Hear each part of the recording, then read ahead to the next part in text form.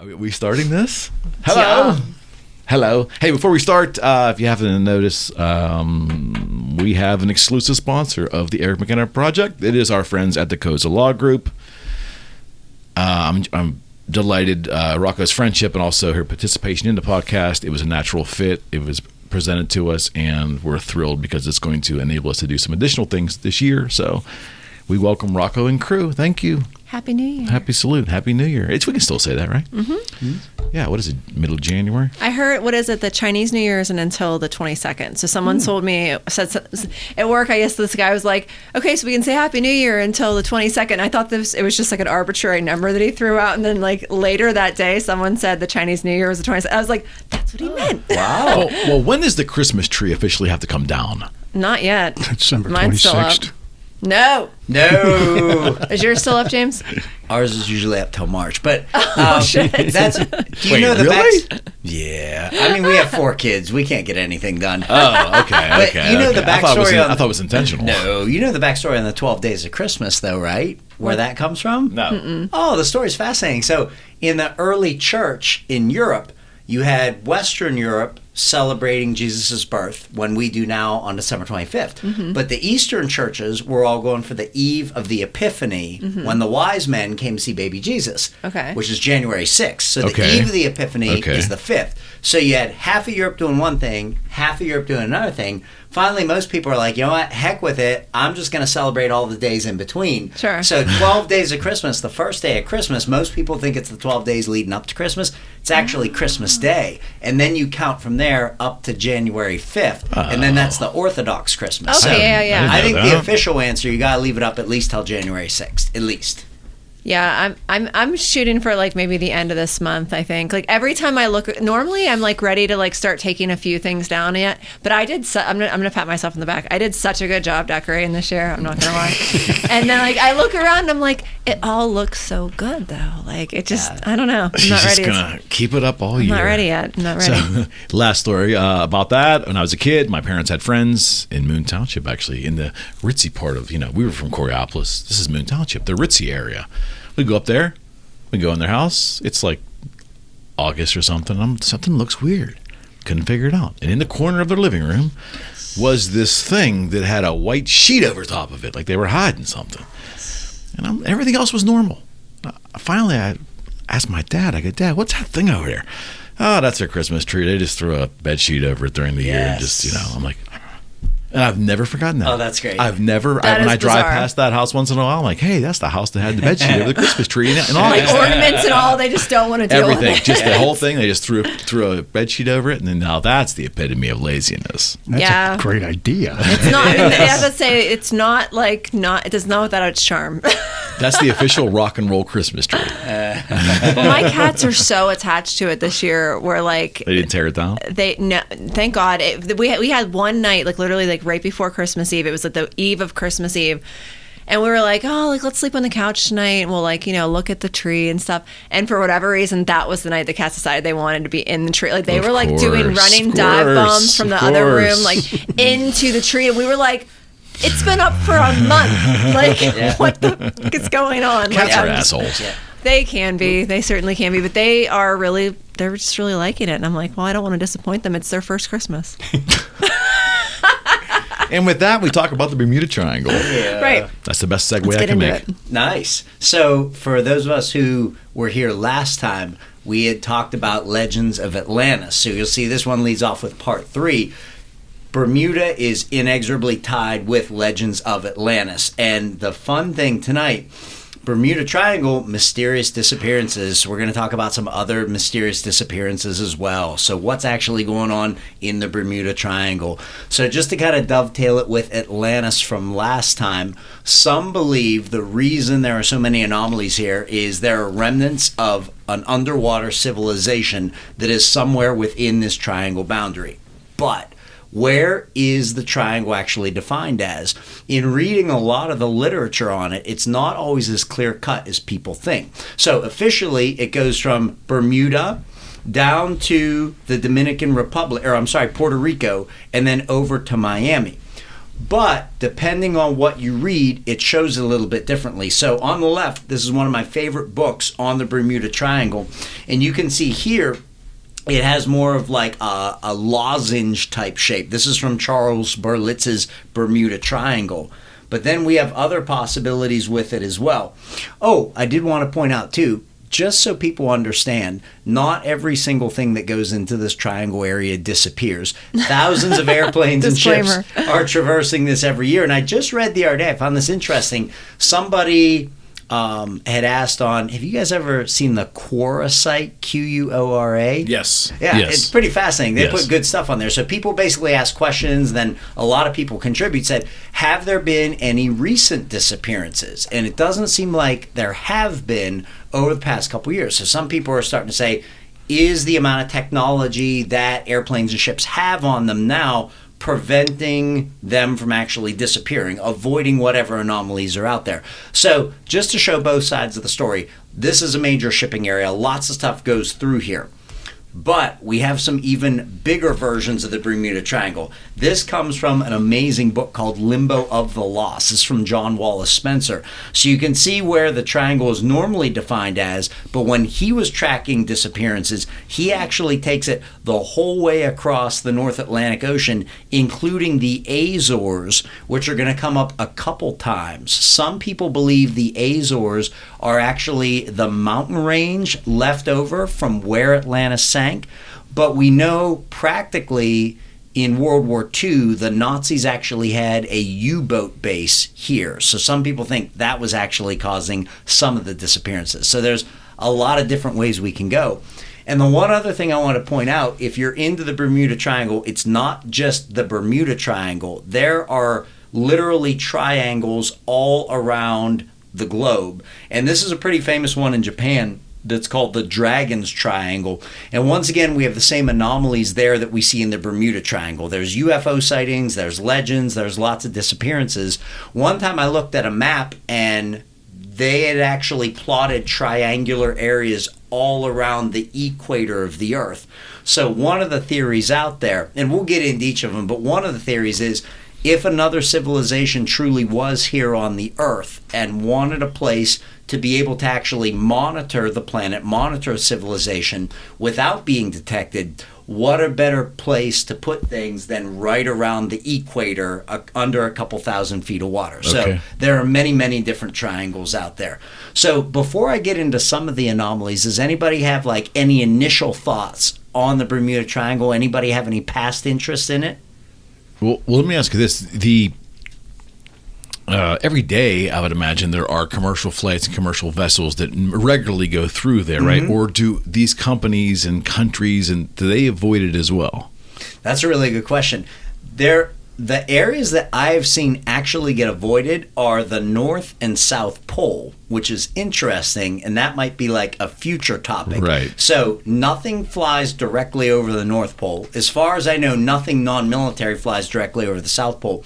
As far as I know, companies are not actually flying to avoid this area because the area itself, if I move back here, the area itself you can see is absolutely huge. Yeah. It would be tough to totally avoid this area. But we're also going to see one of the hallmarks of a lot of the disappearances is everything is fine, everything is normal, it's a beautiful sunny day, and then just crazy stuff goes down. Because one of the misconceptions about the triangle area is, well, there was a sudden storm, there were rough seas, and you're going to see one of the unsettling things about these disappearances, a lot of times it is an otherwise perfect day, and then something crazy just happens. Out of the blue. Out of the blue, literally out of the blue. I feel like it's funny because what I kept thinking about was, remember in the Addams Family, Wednesday Addams makes a reference to the Bermuda Triangle and one of the the old Addams Family, and I keep thinking I don't really remember recent pop culture references about the Bermuda Amelia Triangle. Earhart, right? Was she supposed to go down the Bermuda Triangle? I think that was in the Pacific. She went in the Pacific. Oh, okay. Yeah. Okay. But there's a side conspiracy with Amelia Earhart too, why she disappeared. There was a $6 Million Man episode that had to do with the Bermuda Triangle. I guess that's kind of what I'm thinking about, considering what you were saying about how there haven't been recent disappearances. Yeah. That I'm wondering if this is something that's kind of phased out of like pop culture because of the fact that like there hasn't been any like recent incidences. See, I'm glad you brought that up. That's a really, really sharp observation, because I think you could make one argument that the Bermuda Triangle is kind of out of vogue. This is like an older thing because there hasn't been as much. But part of the reason I wanted to bring it up is not only does it mesh really well with what we did last time with Atlantis, but there are new disappearances that are happening that are terrifying, that are very into pop culture. But right now they're happening actually on continents. So that's why the second half of this is on Missing 411. So the reason to put them together are these two separate, unrelated phenomenon, or the same thing that we've been seeing for decades in Bermuda, is that now actually happening over land with Missing 411. So yeah, great observation. So some characteristics about disappearances. It's both ships and airplanes. And here's where things start to get weird. And this is where, if people really didn't know anything about the Bermuda Triangle other than just what they assumed, they might be surprised. A lot of the vanishing is happening within view of land during clear, calm daytime conditions, and very unsettling. A lot of times the pilots or the captains have just radioed that all is well, and then they don't hear from them again. Another consistent thing with the disappearances is compass malfunctions, which interestingly we always see reported too with people who have had close encounters with UFOs. So it seems like there's a lot to the magnetic field of our planet, or to the propulsion systems of whatever these technologies are, that we're just not understanding. They will often report compass needles spinning rapidly in a counterclockwise direction.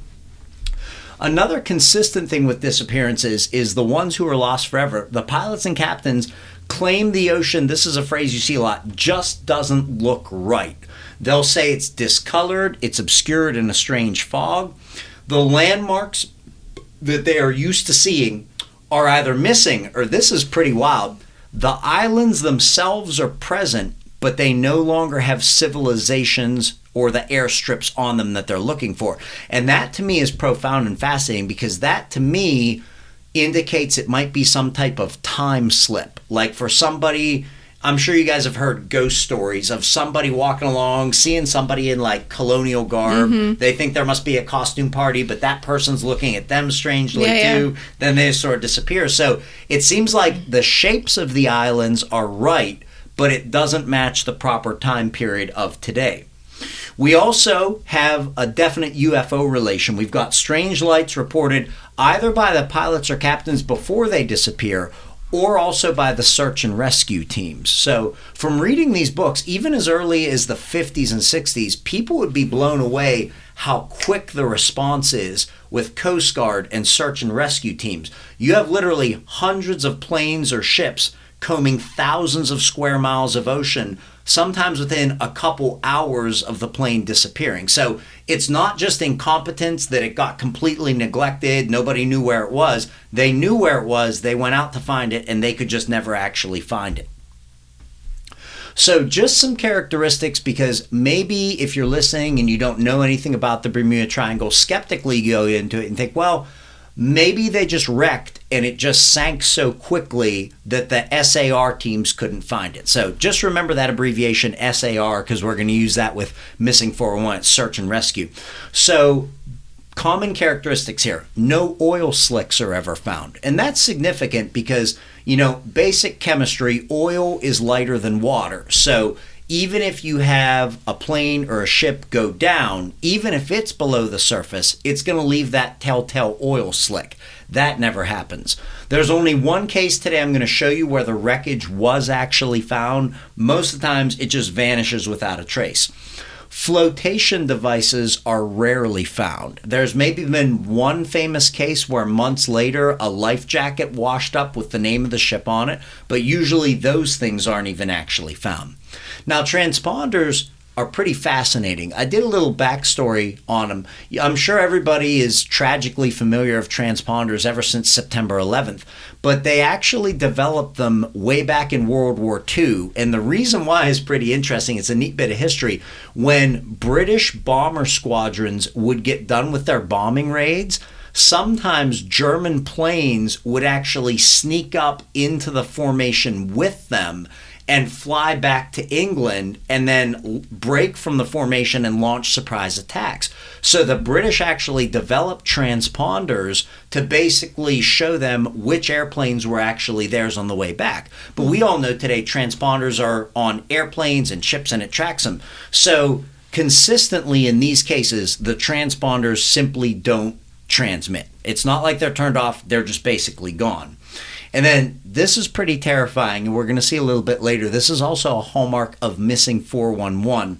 It's not like it's an abrupt vanishment. Sometimes the pilots and captains gradually fade out from our reality. So the transmission is coming in strong, then it's weaker and weaker, their voice is fainter and fainter and fainter, and then they just finally actually lose them forever. So some famous disappearances. Is it okay if we do a couple short video clips, Eric? So the first one, Fred, you might know because I know you're well versed in this stuff. Can you think of what's like the most famous disappearance of all time in the Bermuda Triangle? The Avengers, the squadron. Yeah, my man, I knew you'd know. So this is Flight 19 in the Bermuda Triangle, and what really sets this one apart, not only does a whole squadron of Avenger torpedo bombers disappear during World War II, but then they send out the search and rescue party, and one of those flying boats disappears then, and even more men are lost. So it's a double disappearance. So that's the basic gist of the biggest disappearance in Triangle history. It was not just the whole squadron, Flight 19, but then it was also actually the rescue crew that actually went to get them. So the ahead, planes Julie. Disappeared too? Like they never found like any of them? Never. Okay. No All right. wreckages, absolutely nothing from them. Yep. Eric, quick pause. I think my display tried to change the display mode real quick. You can edit this out, right? Yep. Because what I found, because I got my adult evening course going on right now. Fred, you remember the adult evening course, my man, right? Yeah. Okay, good. And if it did the extended display, it wouldn't record the screen. Okay. We're still good. We're in good shape. Sorry. Cool. Sorry. No worries. Okay, so all told, they lost the squadron, then the rescue boat went out to get them, and then they lost that. So they had 27 total men lost right during wartime, totally without a trace. And that was World War II. So here is Flight 19. This is the final quote that they had from Lieutenant Charles Taylor, the flight leader. We seem to be lost, have enough fuel for 75 minutes. Can't tell whether over Atlantic or Gulf. That's how turned around they were. They weren't even sure. Not sure, but think we're 75 miles from Banana River Naval Air Station. And then they kind of faded out. So search and rescue team was out. They looked everywhere, and not even just in the ocean. They also looked in the entire southeast United States. And whenever one of these happens, there's always rumors like, well, this person saw a fire here. There was people in the Everglades right here. But every single one of the rumors was checked, and these ones totally vanished without a trace. And so there have been many to follow after that. So a few years later, the Star Tiger and the Star Ariel, you can see almost 50 people were lost in that one. Both of these things were very, very reliable long-range passenger airplanes, the Tudor 4s. And because they were both lost, the British basically grounded the entire armada of airplanes to see if there was actually something wrong with the airplane itself. They could never actually find a thing. One was lost at night, one was lost in late afternoon, but in both cases the weather conditions were totally ideal. And once again, it wasn't like the pilots reported that there was some malfunction, they weren't in a panic, regular contact, and then just like flicking a switch, they just never heard from either of them again. So one interesting take for at least these ones that happened in the 1940s is people assume sabotage, or they assume underwater mines. But one of the interesting things is after the war was over, they basically checked with the Germans, because every time the Nazis were doing some type of counterintelligence, some type of mission over into Allied waters, it was recorded. And the Germans were not responsible for even a single one of these things, so they didn't know why they were actually happening either. So just a couple more, just to give you a magnitude of the amount of life that has been lost here. This was the USS Cyclops, and so it was returning to Norfolk with a load of manganese ore. And this was during What's manganese ore? Like a rock? Yes. Okay. Yes. So a lot of this stuff, you can see the map in the background, and you're going to see it with the next one too, is basically mined down in South America. So it was needed for the war effort. And so never radioed any distress, and it simply never returned. And if you notice, over 300 people were lost for this one. And if you look at the size of the ship, you have to understand too, like think back to the movie Titanic. The larger the ship, the longer it's going to take that thing to sink. Like some of these ships, if the hull was really damaged, they might sit there listing in the water for days on end before actually sinking, sometimes over a week. So for a ship of this size to just totally vanish is absolutely insane. Then this one, 63, I just heard about this one the other day because we had actually lost somebody from my hometown on this one. So this was the Marine Sulfur Queen. So not very glamorous work, but they actually mined sulfur brimstone, and they were bringing it from Texas to Norfolk, Virginia, and it was just never heard from again. Now, this is one of the only ones where some vestiges were later found. Some life jackets showed up that actually had the Sulfur Queen name on it, but the ship itself was never found. So it's not just small airplanes, small boats that are disappearing. It's absolutely enormous ships, at least for a couple decades straight, just completely vanishing without a trace. And so like there wasn't even like like wreckage showing up, like there like wasn't like pieces of things floating up or anything like that, like correct. Nothing. Okay. And that's what's insane about it, because these SAR teams are trained to look for exactly that. They're trained to look for oil slicks. When something like this goes on, the search and rescue effort is so massive, it's covering thousands of square miles, that people are reporting things all the time. They're reporting pieces of wreckage, but every single piece of wreckage is brought in, it's examined, and in all of these cases so far, it's never matched anything that's actually sunk. The U.S. even lost a nuclear sub. Now, this is a big no-no when you lose one of these nuclear power subs. This was the USS Scorpion. It's one of only 2 that was ever lost, and it was the same year that Israel, France, and the Soviet Union all lost subs. And so it's not like it's just one country that's got something really advanced that's doing it. And so it disappeared right around the Azore Islands, which is what some people think was the very edge of Atlantis. Now, this is one of the only times they actually did find wreckage. So this is an underwater camera showing the Scorpion on the ocean floor, but nobody knows why it actually sank. No cause was ever actually given for it. So lots of crazy disappearances in this area. Some people think that at least some of the disappearances are because of what's called the Black Fleet. Have you guys ever heard of the Black Fleet? No. Crazy bit of World War II history. When the Germans officially surrendered, it took a while for word to get out to the U-boat captains. And some of them, it was probably about 40 U-boats. They were like, the heck with that. We refuse to surrender. We are going to fight on for the motherland regardless.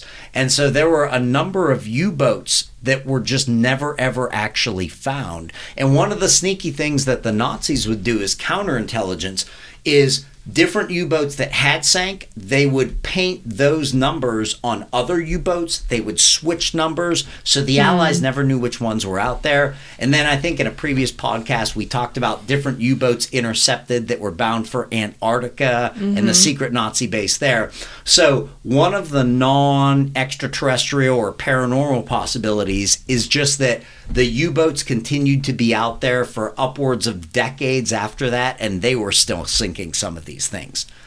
So before we get into some of the more extreme possibilities, anybody, I feel like I'm talking too nuts, anybody got any takes on any of these disappearances? I remember the Bermuda Triangle events that I was made aware of as a kid were like, it was all kind of centered around time travel, like people coming in and out of space, time spaces, or plane landing, you know, somewhere in there at an airfield and being in the wrong decade, things like that. And I thought that was kind of in that area. Yes, and we're going to get to, and I actually have a video clip, we're going to get to time vortexes, time slips. Like, if you read some of these books, some of the best books about the Bermuda Triangle came out back in the 60s. And, like, these authors are so far ahead of their time. Like, they're suggesting ideas that sort of got pushed to the back burner, and only now, 60 years later, are physicists sort of coming back to those ideas. So yeah, I think that they were on the right track. So how did they really account for the fact 309 people were lost just on one ship? Is that right? Yes. Cyclone. So what was the official, how was it reported? Was there official news stories about this? Did the families have an uproar or something? I mean, I just feel that many people they were just vanished, gone. Right. I feel it would be a huge deal. It would be. Well, the sad thing is, keep in mind, during wartime, at least for the disappearances that were World War I, World War II, World War II especially, sadly, thousands of our armed forces are getting lost. So a lot of those families basically got the same generic letter that anybody would if their sons were killed in the European theater, your son died with great valor defending his country. Sure. But one of the other issues is, with these disappearances, even with a missing persons case today, you just never know. There's never a definitive point where you just end it okay, it's totally lost. So I think part of it, by the time the families even found out, it was probably weeks later, if not months later, because the Navy didn't want to just admit, hey, they're just totally gone. Right. Yeah. Okay. Yeah. It's like that Malaysian airliner from a couple of years ago. They never found that, right? Well, and I'm glad you brought that up, because I've got slides in a different presentation. But the crazy thing about that one is, the pilots turned off the transponder eventually, but before they did, it had basically veered and made a sharp right turn, and the last direction it was headed towards was this tiny little U.S. air base in the South Pacific. Secret air base. Called Diego Garcia. Oh, that was just on my radar, that Diego Garcia. Was it? Yeah. I don't know where, but I just did some reading on that. See, Diego Garcia comes up every now and then with the U.S. Secret Space Program, because they think one of the launch points is Diego Garcia. But the interesting reason it came up in this case, not only was the airplane headed right for there, but like multiple airplanes on September 11th, that Malaysian airliner happened to have an overly high percentage of engineers and things like that on board. And one of the guys, I forget his name, I have it in a slide, from IBM, basically did a talk to text. He sent a photograph. It was a single black photograph because it was just from in his pocket. And he basically said, "Hey, my name is so-and-so. I was able to smuggle this phone through in my ass. I hid it. That's why they don't have it from me. We're on the ground. We've been taken prisoner. We're not sure what they're doing with us." So the photograph itself is totally black. But photographs can still give a ton of information, even if they're totally black. They have what's attached to them called metadata. Yeah. You guys. So basically, anytime you take a photograph, Right. it's going to encode your latitude, your longitude, your elevation. Is that your EXIL or LI data that you see with digital photographs? It's listed as an capital. The acronym is EXLIF, or is that more specific to photography? I don't know. Okay, it's Yeah. good. I'm sorry. No, it's okay. So people looked at the latitude, longitude coordinates, and it matched Diego Garcia. So right away, skeptics came out. They're like, "Oh, this is a hoax. Somebody changed that." And most people are like, "Hey, metadata is one thing that you They cannot verified change." this photo was real. Yes, it's one of those things. It's so scandalous that it got out of the mainstream media very quickly. Who got the first text of it? He sent it to a news outlet, didn't he? I think he did. He sent it to a news outlet. I think he did. And that's not a big story. That should be a huge Yeah, story. Well, that of course they're crazy? going to hide it. Well, and that was one of the part of the reason. Part Wow. of the reason that one wasn't bigger is, again, missing airplane. There's not a clean cut break. So we're optimistic. We're still we're gonna find it, and they never ended up. How do finding you it. hide in the year 2021? Whenever Right. this happened, how do you Right. hide an airliner? Well, interestingly, the area of the Pacific Ocean, the Indian Ocean that it disappeared had very, very little satellite coverage. So some people basically said, "Hey, if you wanted to make an airplane disappear in the year, what was it, 2021? No, 2019? 17, maybe 16. Yeah. This is the perfect spot to actually fly this thing to." That is so bizarre. Yeah. So bizarre. Yeah. I always Actually, learned so much stuff on that. I don't remember the story at all. really? No. Eric, let's do a quick Yeah. pause. Aside. Okay, before we get any further, I missed that flight by 1 day because we were going to be on that flight. Wait, we weren't going to be on the flight. Time out. We weren't going to be on the Wait, flight. you never told me that. We weren't going to be on the flight. Megadeth canceled their Australian tour, and so they canceled all their Far East. We missed it by, I think we were supposed to be on the night before. Shut up. Flying to, it was the same path, same thing. But here's the thing with that flight. It was all engineers. It was all people going to a conference in China, and it was all these companies had a patent on something, and it was like China had the patent, the United States had the patent, France, Australia, all these people had this patent for something. I don't know what it was, but it was going to change the world. It's just revolutionary, I guess it's I not didn't know now. that. So they're all on the flight, but guess what's the big company in America, medical? Pfizer. It was Pfizer or something, or Moderna. J&J. Moderna, one of these things. Johnson and Johnson. They all have. Biotech So these all have. So yeah, the guy that's like the head of the whatever in the United States, he misses the flight. And guess who is the sole owner of the patent? Whatever company it is. That is nuts. That's really? Right. And that's the backstory on that. They got rid of all of them, and so it's the United States owns the patent for whatever. I can't remember what technology it was. I just don't see how you hide an airliner. Supposedly, Flight 93 landed in Cleveland, evacuated They reported it landed. The mayor did. The mayor reported it. Don't worry, it's safe. It's landed here. They've taken the people off and put them in the hangar. And the next thing you know, this thing's back in the air, crashing into. So wait, what field what was this even posted on? Okay, so what I have here, this is the actual text or tweet or whatever you want to call it. This was from IBM engineer Philip Wood. So he takes this photograph, and notice it just looks black, but it's got the metadata attached. I've been held hostage by unknown military personnel after my flight was hijacked, blindfolded. I work for IBM and managed to hide my cell phone in my ass during the hijack. I've been separated from the rest of my passengers, and I am in a cell. My name is Philip Wood. I think I have been drugged as well and cannot think clearly. And so that's where it actually was. Then the real super weird twist to this one, if you remember it, a couple months later, another Malaysian Airlines flight disappears. Supposedly, it got shot down by Ukrainian rebels that were pushing for independence from Russia. And if you advance to today and you look at what's going on today with Ukraine, Russia, if you want to go with the globalist angle, you could basically make the angle of whoever is pulling the strings out there has been trying to provoke these tensions for years. Now, the really weird thing is some people think the original missing Malaysians airliner was then repurposed and intentionally shot down here. Now, for evidence of that, these are alleged pictures of the actual crash. And we're going down kind of a side rabbit hole here, but that's okay. So one conspiracy is that they reused the safely landed MH370. And remember why I said that the Germans did with the U-boats? They would switch the numbers. And then they rebranded it the MH17.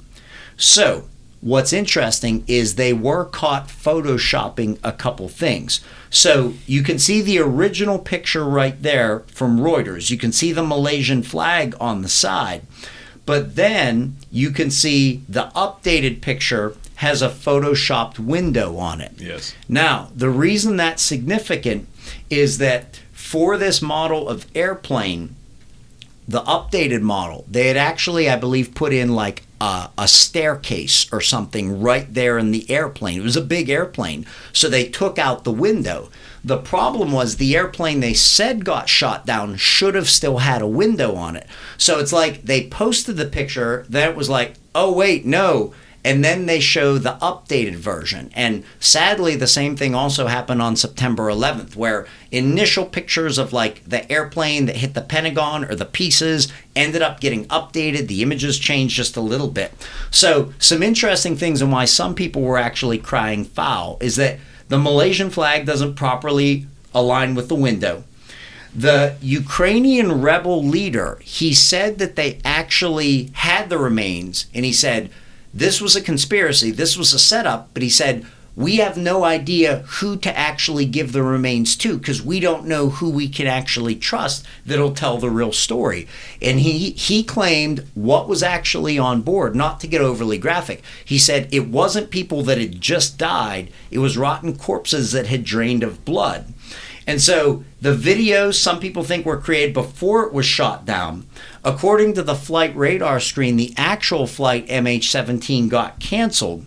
And then, consistent with September 11th, one of the only things they actually find are pristine passports that are at the crash site. So everything else is charred and destroyed, and then they find perfect passports right there. So there were lots of conspiracies about that one. Over a couple years, there have been pieces that have washed up, but nothing definitive. And then somebody, this is pretty interesting, on Google Earth found the image on the right off the coast of South Africa. And so it looks like waves, but underneath you can see what clearly looks like an airplane there. So a lot of people are still divided on that one. So what was interesting, a lot of odd correlations in these modern airplanes missing, especially during these terrorist events.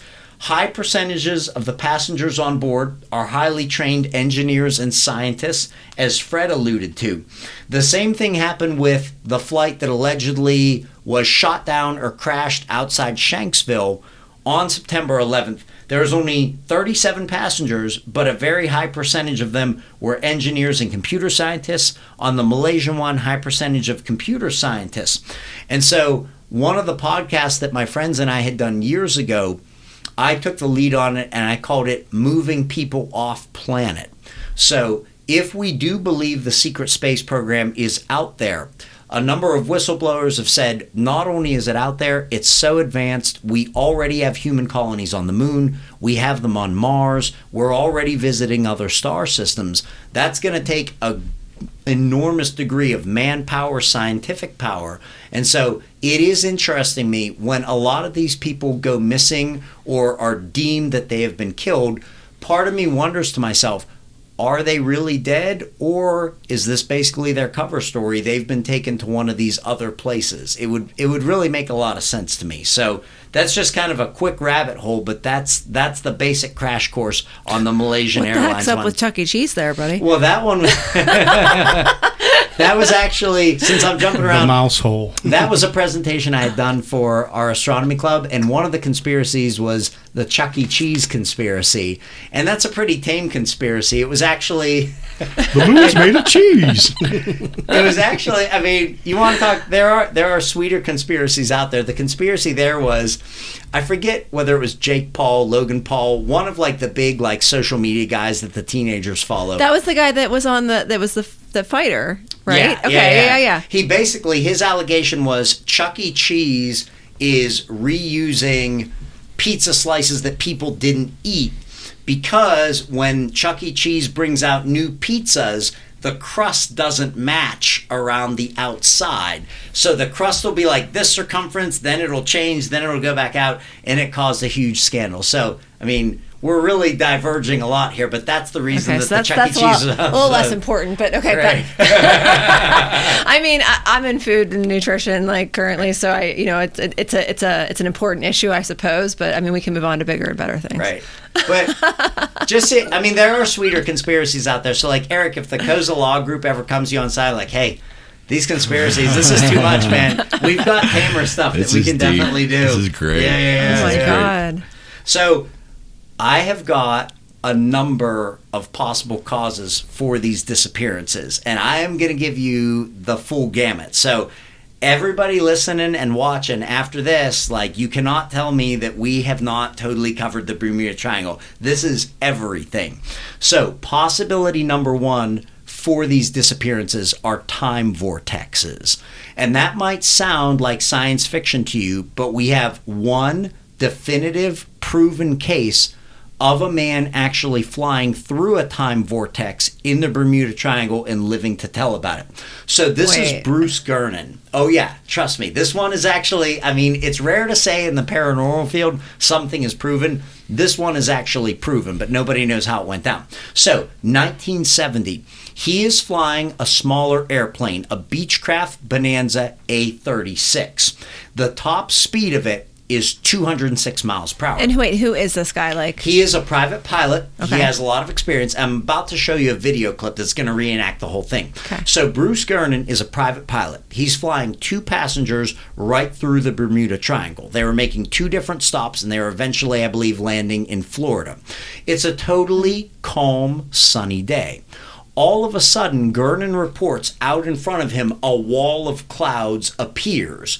Then within the clouds, there's an opening that looks like a spiral vortex. And he said the vortex opens and he can see purple lightning bolts shooting around the outside of the vortex. Now, Gernon decides to fly through the vortex. Now, initially you're thinking, okay, this story's got to be garbage. Why would you ever fly through something like that? well, or his options? Like, what else could he have Exactly. done? Thank you, Okay. Julie. So Gernon claimed the wall of clouds showed up so quickly, he had no other choice. And he said through the vortex up ahead, and you can see in that recreation there, he could see blue sky. So he goes to fly through it. While he's inside of it, he can see the clouds spinning around him counterclockwise. He sees these bolts of lightning shooting all around, but he presses on and he pushes the plane to its maximum power because he can see that the vortex is starting to close. He said they break through, and for a few moments they almost feel weightlessness, like they're in outer space. And then once he comes to and he realizes his situation, he's way, way closer to his final destination than he should be. And he said the flight control tower picked him back up as soon as he came out of the cloud. They were also at a loss as to how he jumped forward. So he ended up traveling 250 miles in only 47 minutes. Now, I did the math. That would be a speed over 100 miles per hour faster than the Beechcraft Bonanza can max out. Now, this might still not seem too impressive to you, but here's the really crazy part.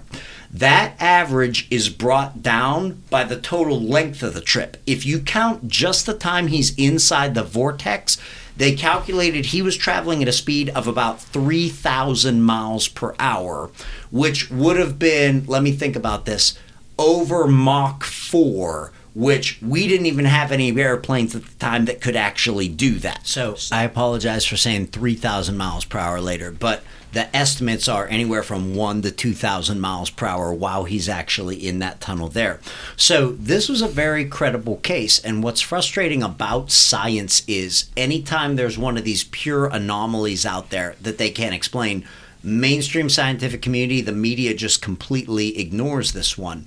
What made this one so credible, it's not just Gernon's personal account, but this is 1970. He's got a transponder. He's being tracked the entire time by Miami Air Station. So they basically confirmed that the jump itself actually happened. So wait, they were able to calculate that like tunnel he went through was in fact 10 miles? Basically, they lost the transponder of the airplane for 10 miles. Okay. And then when he reappeared, he was right over Miami. And in reality, given the maximum speed of that airplane, he shouldn't have even been close to Miami yet. Okay. Yep. Any other things on Bruce Gernon? Because that's a pretty wild one. It's just nuts. So I just can't believe that this didn't get like studied a little bit more or something. Right. You know what I mean? Like, Right. because like it seems like obviously he did his little, Right. spiels on TV or whatever, but Right. like I'm assuming they were using like actual like calculations. Say, okay, if it's this this many miles and like the flight was or the plane was going this fast, know, and I mean obviously my brain kind of like fizzles out whenever there's too much math involved, and I'm sure a lot of people feel that way. Right. But like to me, like those are pretty like hard and solid facts that you could like easily piece through and sort Right. out. Was that like, did the passengers on his flight confirm the same kind of feelings that he was talking about, like as far as the feeling of like weightlessness or whatever? Well, it's interesting you say that. There were 2 passengers on his flight, and as far as I know, neither have come forward, and nobody has ever, as far as I've known, seen or alleged that this man was making it up because they had the actual tracking data to confirm it. But also, as you alluded to, it's never been actually put out there. Like, you'll still see Bruce Gernon on like an episode of like Ancient Aliens or like something on the Science Channel, but that's it. And part of the reason is it's a small airplane, it's out over the Atlantic Ocean, like it's not happening over a populated area, so it's pretty easy for people to just ignore it. So possibility number 2, are these people disappearing because they're actually being abducted by aliens? And so we have a long history of alien encounters with the Bermuda Triangle area, and it actually dates the whole way back to the time of Columbus. Fred, have you ever heard about the famous Christopher Columbus UFO sighting? I have. Could you give us a little on it? So they're coming across, and they're coming down through, getting close to the triangle, and off in the distance, he reports seeing a glowing light, an orange glowing light that looks like a candle that's coming up and down out of the water. Well, they know that there shouldn't be any light there, so but the thing with Columbus is he kept a meticulous journal because he was an explorer, you know. So what he's writing about is a light that he saw out on the water when there shouldn't have been any light, and it was, according to him, it was rising up and then would go down into the water, and it goes up and then go down into the water. So. And it was really fortuitous for Columbus that the sighting happened, because everybody knows about the Nina, the Pinta, Santa Maria. I think he's on the Santa Maria at the time, and from what I read, the crew is getting pretty close to mutinying against him. Yeah, they were mad. Yeah. And that, he took it as a good sign. Yeah, they took it all, like, sailors are very superstitious overall, at least back then they were. They took that as a very positive sign. And sure enough, the very next day they made landfall. And it's kind of interesting because if you think back to stories about George Washington at Valley Forge, the Revolutionary War is nearly lost, but then he's visited by the mysterious green men, and he gets this vision of how to continue the war effort. So sometimes you just sort of wonder whether there might be some truth to some of that.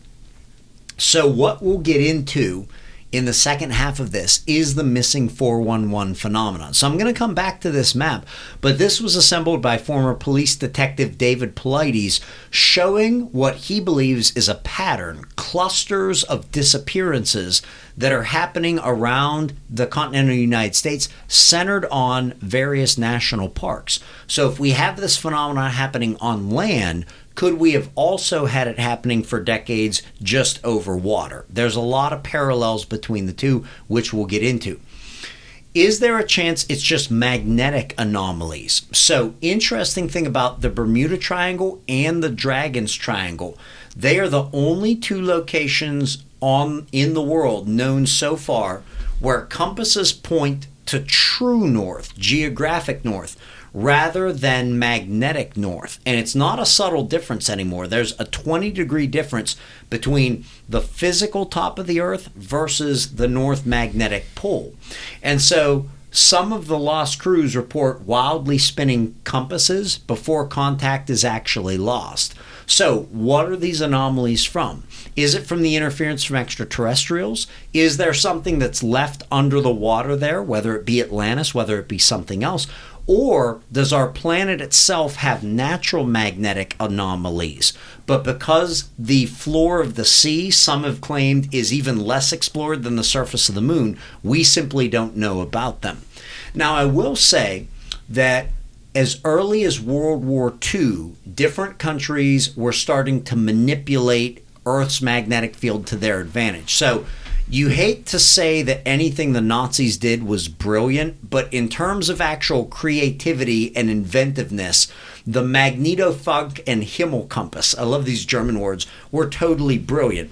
So the Nazis had different hidden bases all around the world, even during World War II.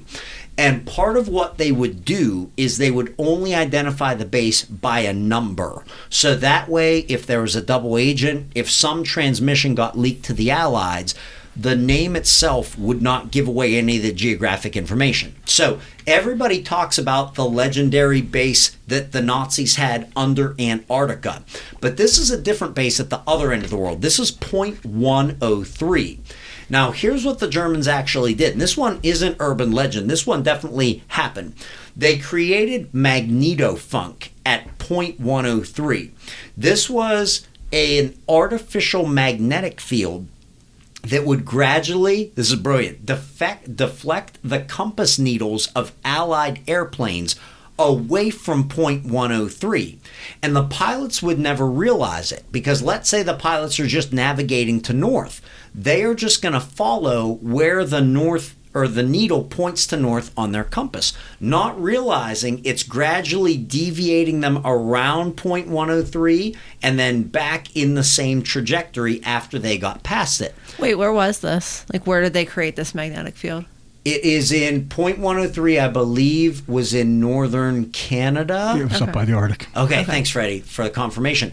Now, the Nazis, so they could find it, had to create something that wouldn't be swayed by the magnetic field. So they created Himmelkompass, and this allowed Axis pilots to navigate based on the sun rather than Earth's actual magnetic field. So they could get to Point 103 if they just went on navigating with the sun rather than the magnetic field. So I just throw this in there as an aside, but to basically show as early as World War II, the Nazis at least saw some advantage to manipulating Earth's magnetic field. So if there was a more advanced civilization out there from long ago, we could definitely say they would have realized the same.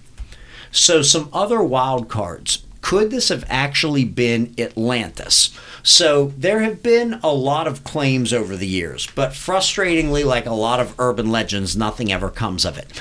Divers basically go to a spot in the Caribbean. They dive down. They find a pyramid. They swim inside the pyramid. There's what looks like a huge energy crystal inside. They make note of it, but frustratingly don't bring anything back. They go back up to the ship. The ship comes back out later with a bigger dive crew to do genuine excavation, and then they can't find the spot again. What's interesting, though, and I just double-checked this to make sure it's not an urban legend, very recently, remember the Azores, the one point of the Bermuda Triangle, if you take it the whole way across the Atlantic, the Nazi U-boat base. In 2013, fishermen discovered a 60-meter high underwater pyramid, perfectly square, off the coast of the Azores. And remember, one of the urban legends about Atlantis is that's where Atlantis actually was, and the Azores are basically the mountain ranges left above it. So could it have actually been Atlantis? So some recommended reading that I think is pretty solid is, I've read both these books, I have them both, they're amazing. They're older books, but Limbo of the Lost by John Wallace Spencer, and then The Bermuda Triangle by Charles Berlitz. Both of them are absolutely phenomenal. So that will be a really nice dovetail into the second half of this, but does anybody have anything else? In a way, I feel like we kind of rushed through Bermuda Triangle, but I feel like we put enough of it out there that if any of your listeners are really into it, they can definitely go farther with it.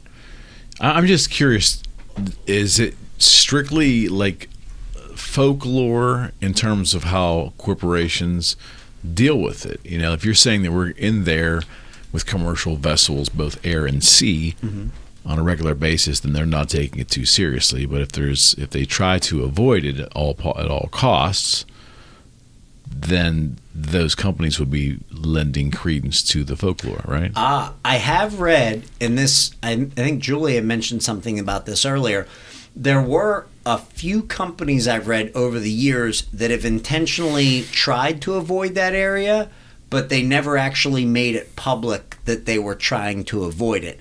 Either they didn't want criticism for buying into like the folklore and like the unscientific viewpoint, but I have read, especially when the disappearances were at their peaks, a number of companies either subtly tried to avoid the area or they made sure to not send ships or airplanes into that area alone. But then the crazy thing, that hasn't even stopped the disappearances. So in some of these books, the disappearances are insane. There are a couple cases where one ship is literally towing another ship back to Miami. The ships are connected with ropes or chains, and the ship being towed disappears in the fog, and then the other ship doesn't. There's even a chapter in one of these books, and it's freaking terrifying. It's called Survivor's Tales, and it was a fascinating case.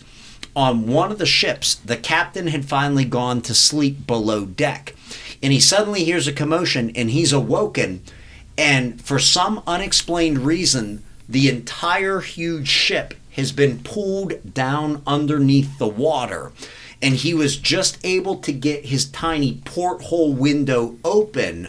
Water rushed in. I don't know how the guy didn't get knocked out. He climbs through the window and he's able to swim back up to the surface and survive. So according to his account, for some unexplained reason, he said it was almost like gravity had reversed itself, or I guess not reversed itself, but intensified. The entire ship just overruled buoyancy and just got sucked right to the bottom, almost like there was a magnet under there. What is the Navy? I'm sorry, Julie. What's the Navy's official stance on this? Like, what's the official stance? There's nothing to it. They have given, and I know I've read it multiple times. The Navy has acknowledged that many things have gone missing or disappeared in the Bermuda Triangle, but they've basically said, to the best of their study, every single one of them can be explained by pilot, captain error, wartime, inclement weather, etc. But if you actually look into the cases, there's no way that it's actually true. Because again, so many of the most famous disappearances are happening in totally calm conditions. Yeah, that's freaky. The other thing I was going to ask is, where is this in relation to Atlantis again? It's they're not the same place, right? Like, the Azores, right? That's a great question. So let me bring the map back up at the beginning. So I'm glad I read all these books because, I'll just say to people listening, make sure that you're still reading books. Absolutely. And don't dismiss a book because it was written back in the 50s or the 60s. Because I can honestly say, reading these books from back then, even reading like classic UFO magazines from back then, it's so frustrating because these authors, these scientists were so far ahead of their time. It's almost like there has been a controlled, intentional stall over the past 70 years. And only now, like the groundbreaking physics is starting to talk about these ideas that these guys were talking about way back then. Sure. So like some of this stuff, if you just Googled like Atlantis, Bermuda Triangle, you'd never find it. So this is one map. This is from one of those two books where they actually plotted out the disappearances. And you can see overall it looks like kind of a triangle shape. This one I love though. This comes from Limbo of the Lost. So here is basically a larger version of the officially recognized triangle. But officially, if you can see my mouse, my mouse doesn't show up there. That's frustrating. If you see where Bermuda is, Bermuda to Puerto Rico to Miami is the officially recognized triangle. So Spencer's drawn a larger triangle there, but then in his personal opinion, this triangle goes the whole way across the Atlantic. And so contained within that larger triangle, I think we may have touched on it last time, is the nefarious Sargasso Sea.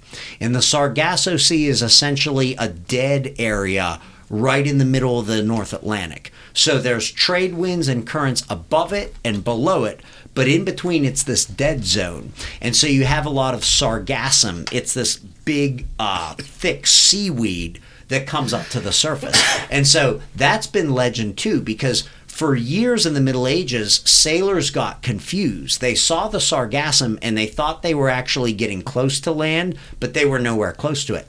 So then lots of lore and superstition sprung up among sailors because they told stories of ghost ships, ships getting in there and getting stuck and just like covered with seaweed and not able to get out. Yeah, that makes me so uncomfortable. Yeah, so that larger triangle also encompasses the Sargasso Sea. That's also what they dubbed the horse latitudes. Horse latitudes. Yeah, because Fred, tell us why they call it the horse latitudes. Because they were stuck because there was no trade winds. So the horses they had on board, they would tether them to the ship, throw the horses in. The horses would swim them through, swim them out of there. Oh, well, see, that's a cuter version of what I've heard. I've heard they got stuck for so long, either they threw the horses over the side for ballast, or they just ate the horses because they started to run out. I like that. Well, They're just throwing them over and using the horses as like a motor. That's what I heard. But literal horsepower. We'll go with that. So wait, but like back to my original question, like where is Velocity Atlantis. Atlantis? Okay, like, that's a great question. In relation to this. Okay, obviously, as we it's talked like about, far away from this, right? come on, Well, Julie, no. it's beyond the Pillars of Hercules.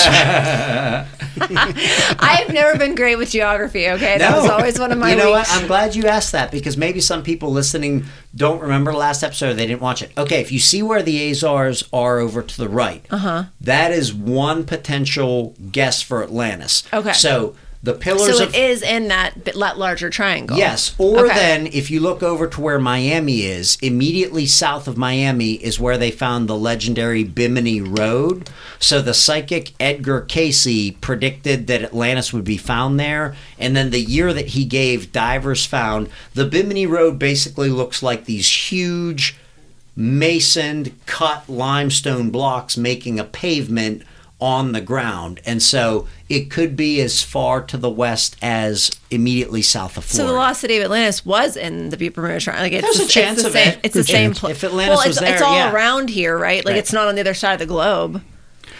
Probably not. Well, I mean, I mean, nobody knows for sure where I would Atlantis say was, but if or when if or Atlantis was possibly. real, there's a really good chance it's in one of those two triangles. There. Okay, Yes. then. Yeah, All right. That's a great question. Excellent. Okay.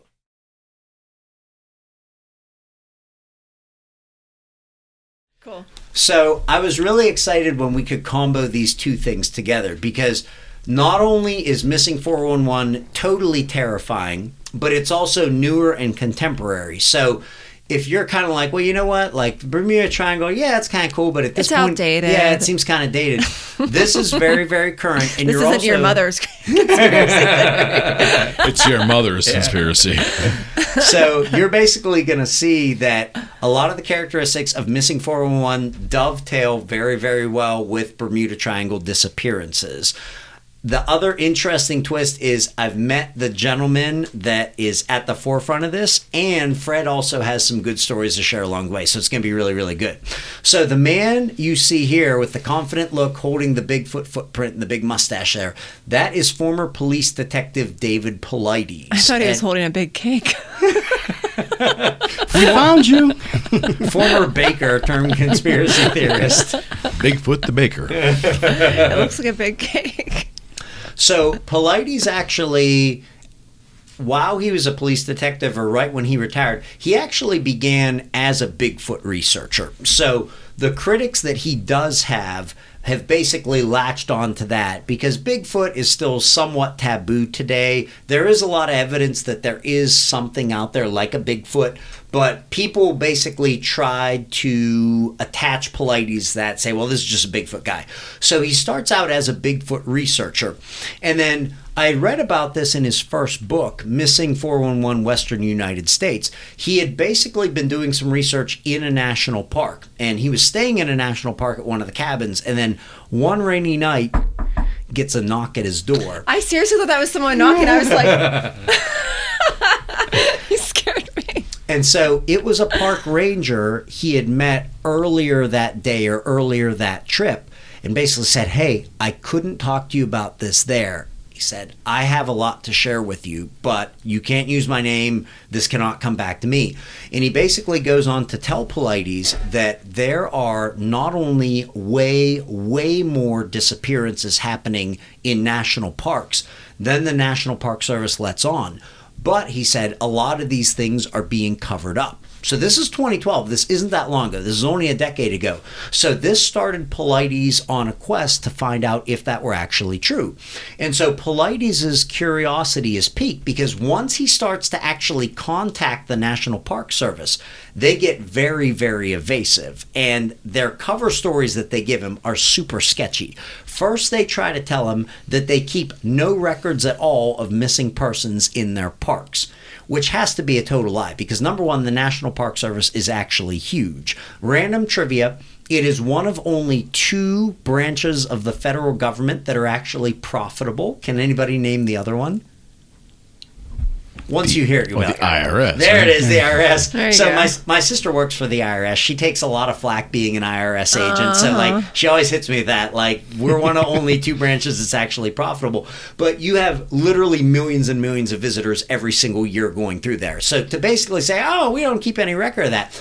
So then Polites continues to press them and they say, well, we could look that up, but we would have to charge you for it. He said, okay, because he had a good career. I think he's fairly well off. Like, well, what would you charge me? And so they came back where they would charge him tens of thousands or hundreds of thousands of dollars for the manpower and hours needed to actually look up this info. So Polites then knows there's some type of cover-up. So he goes on his own quest. So this, what you see right here, is his first map that shows up in Missing 411 Western United States. And so these are not just all disappearances, because understand an enormous amount of people go missing in the United States every single year. Ballpark estimate, around 250,000 people go missing in the United States every single year. It's way higher than people think. Now, in this presentation, I'm going to give all sides to the story. So I'll show you some of the very, very mundane reasons people are reported as missing. But Polites was looking for certain special criteria. So here are some of the characteristics that distinguish a missing 411 case versus a regular disappearance. Number 1, they are appearing in 28 clusters around the country. So if you look, the orange dots that Polites is showing are all national parks. So some of the biggest ones are out in the western United States, where we have like Yosemite in California. We also have in Tennessee, you can see Great Smoky Mountains National Park. So it's happening, in one of these clusters.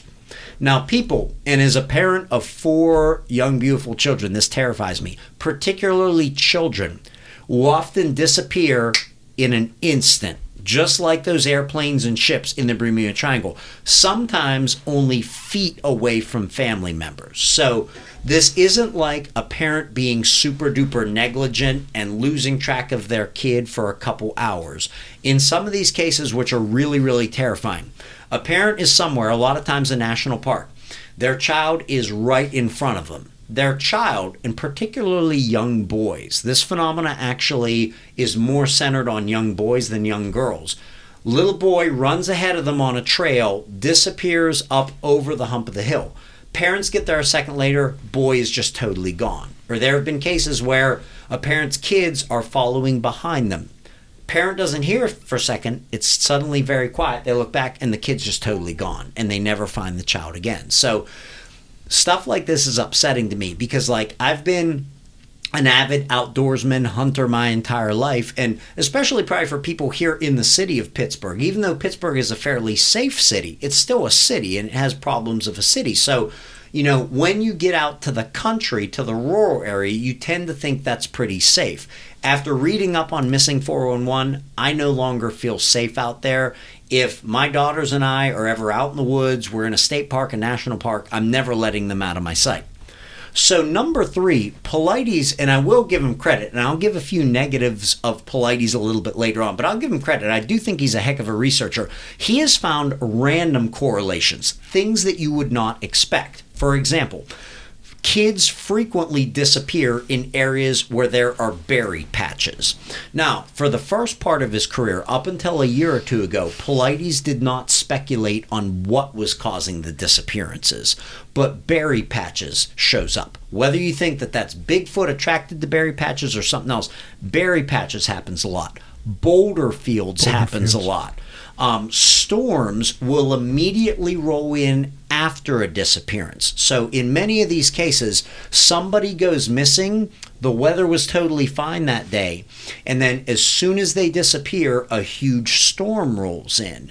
And the frustrating thing about that is that immediately hinders search and rescue efforts. Because I forget what the stat is off the top of my head, but if somebody goes missing, there is like an 80% chance they're found within the first 24 hours. If they're not found within the first 24 hours, then the chances of finding them alive drops dramatically. So when these huge storms roll in, particularly out on the West Coast, that right there can hinder the SAR team for up to a day.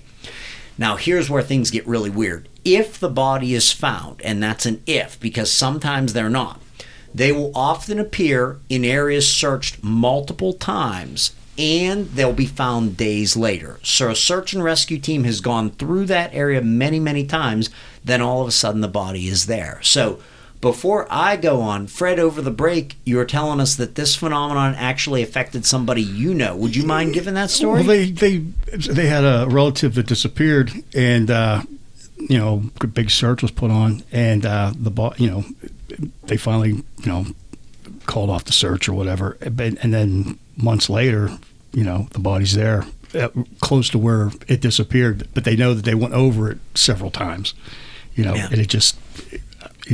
it wasn't there, but now it is. Insane and terrifying. So another characteristic, search and rescue dogs either are unable to follow the trail, and I forget what the number is, but the amount of sense organs in the nose of a bloodhound compared to human beings is insane. Like, I think human beings have thousands, bloodhounds have millions. It's insane. They either can't follow the trail, they'll refuse to follow the trail, and these police dogs are very well trained. For them to refuse is highly unusual, or they'll start to follow it and they'll just start running around in circles. This consistently happens. If the bodies are found in a genuine 411 case, there's rarely ever evidence of physical trauma or sexual assault. And, that's an important distinction to make, because without going into too much detail, I think over the last couple of years, people have realized that child trafficking and sex trafficking is a way more massive problem than people ever realized. They used to think that was just a fringe thing, but it affects Hollywood, it affects politicians on both sides of the aisle in this country, in England, all around the world. These powerful people are connected. So initially you might think, well, these are probably victims of sex trafficking. In genuine 411 cases, the bodies are never touched in that way. Now, sometimes the victims are found alive, but almost every single time, especially if it's a young child, they just have amnesia or missing time. They can't explain or describe where they actually were. There are one or two cases where the kids actually recalled being with a family of Bigfoots. People have actually, I've read enough Bigfoot books, they've recalled basically being taken into a den. There was a whole family of Bigfoots sitting around them, and then they were eventually taken back. But most of the time, these victims, in the rare event they're found alive, have no recollection of what actually happened. Can I ask a side note? Please. This whole Bigfoot thing, that's never been something I've been super interested in, but out of curiosity, is the general consensus among people that are interested in studying Bigfoot that they're malicious creatures, or are they often more presumed to be friendly? That's like a 50-50. If you hear about the old pioneers or gold people, sometimes they had a bad experience with them, sometimes they saved their life. Just like people. Yeah, I remember one that talked about someone saw what they thought was a person coming at them. They were picking berries, and all it was a Bigfoot came, picked some berries from the bush they were, and walked past them. These are stories from the Old West. Yeah. Okay. Or you've got the cats that say, well, I was in my cabin and they threw rocks at us, and stuff like that. But I mean, and the Indians were afraid of them. The Indians had all their tales about them. I mean, it's probably hit and miss. They eat a lot of jerky and smell funny. That's pretty much what I know about Bigfoot, right? Well, that's a good question, though, because when you first start hearing about Bigfoot, if you believe in it, you think, it's probably just this native, undiscovered ape that's out there. They're just trying to live their lives in these remote areas. People are intruding. But then when you read up enough on this phenomenon, there are enough correlations of Bigfoots to some of these disappearances, or even beyond just the notion of the noble mountain ape. There's a lot of eyewitness accounts that really support a multi-dimensional hypothesis for it, like Bigfoot's coming in and out of UFOs, Bigfoot's getting shot at, and then instead of dying, just bursting in a cloud of light and then they're gone. Or they're tracking Bigfoot footprints into the middle of a field and then the footprints just stop and it's gone. So it's interesting because, like, when I first got into it, I would have gone more with, well, like, I think Bigfoots are friendly. People might just get in the way. But, you know, as Fred said, probably about half the cases, there's definitely like a malicious side to it as well. So number 8, credit to Polites here. He figured this out, and I think that this makes a lot of sense. A lot of times these disappearances are happening in areas named after the devil, something evil, an area that was named by Native Americans a long time ago. And I think that that's really interesting because especially in our ever secular world today, kind of like the media sort of makes us forget, for those who are spiritual, that God exists. There's not much talk about the devil, or that's considered like just folklore today. A lot of people today in surveys say they don't think the devil exists. But in a lot of these cases, and you can see some of the names up there, people are disappearing in these areas that are named after evil. So Polites' take is, these areas were named after evil entities for a reason. The Native Americans who were here well before the white European settlers knew something was up with these areas. And just to kind of piggyback my own personal hypothesis, I look at where these national parks were actually made in the country, and I know you can read up on the official history of the national parks. Part of me at least wonders, even way back in the 1800s, did our government have some knowledge that something strange was going on in these areas? What if they were thinking, how in the world do we keep people from settling in these areas if we know that something is going on there? Right. Hey, if we designate this whole area a national park, then people can't actually settle there. But interesting bit of research on Polites' part. So I always tell my students, if we do talk missing 411, I say, hey, I said, take these names very, very seriously. Almost every community has something named after the devil or evil. I said, if it is, be really, really careful going there. Well, the Kill Devil Hills is in the Outer Banks. And I've done some vacationing down there, and it's like just freaky to drive past the signs. I mean, I never went in there, but yeah. And I've been there too. Isn't that where the Wright brothers officially flew? Because they always call it Kitty Hawk. Wasn't it actually Kill Devil Hills where they did it? I believe so. Yeah. I believe so. So number 9 is going to sound familiar to you because we just talked about Bermuda Triangle. Think about Flight 19 disappearing. They could still hear the men, but then it just got fainter and fainter. So one of the most upsetting things, and as a parent, I put myself in these shoes, is the kid is gone. They can still hear the kid. They're talking to the kid, but they just can't find them anywhere. And then the son or daughter's voice is just getting fainter and fainter and fainter, and it kind of disappears. And so if that sounds like something right out of the Netflix series Stranger Things, we'll touch on that in just a little bit. Good reference. Thank you. Yes. Now, number 10, this is what really sets these cases apart. The bodies that are found, whether the child is alive or dead, and it's not always children, but these are the most spectacular ones. They are finally found thousands of feet higher in elevation and sometimes miles away from where they actually disappeared. And if you actually get into it, they can show you the actual math. Sometimes these poor kids are found 10 miles away, 15 miles away, even 20 miles away. And so some of these kids are so little, they're 2, 3, 4 years old. It is physically impossible. It would be physically impossible for a trained mountaineer to cover those distances. The other interesting thing is they are found uphill because most adults know if you get lost out in the woods, find a stream, a creek, a river, follow it downhill. But from reading up on the psychology of survival, there's a basic natural human instinct to go downhill. And so these people being found thousands of feet higher in elevation, that goes against all natural human instinct. Sometimes, especially out in the western U.S., where some of these peaks stay snow-covered well into summertime, the bodies are actually found through snowdrifts that are higher than the person themselves, and they're just wearing casual clothes and shoes, and the footprints through the drifts are never found. So it's almost like they were picked up one place, transported some distance, and then dropped another place. So remember that, because that's going to come into one of the most chilling disappearances of a Pennsylvania man that I've ever seen. So just a little bit on Paulides. Up until the last year or two, he never speculated on what was causing these disappearances, and it drove people nuts. So to give the full gamut, could be for a couple reasons. Maybe David Paulides was being super scientific and didn't want to jump to any conclusions. If you actually read one of his books, it's terrifying, but it's also redundant. He's telling you about so many cases, but doesn't speculate why. Maybe he wants to leave it up to the readers.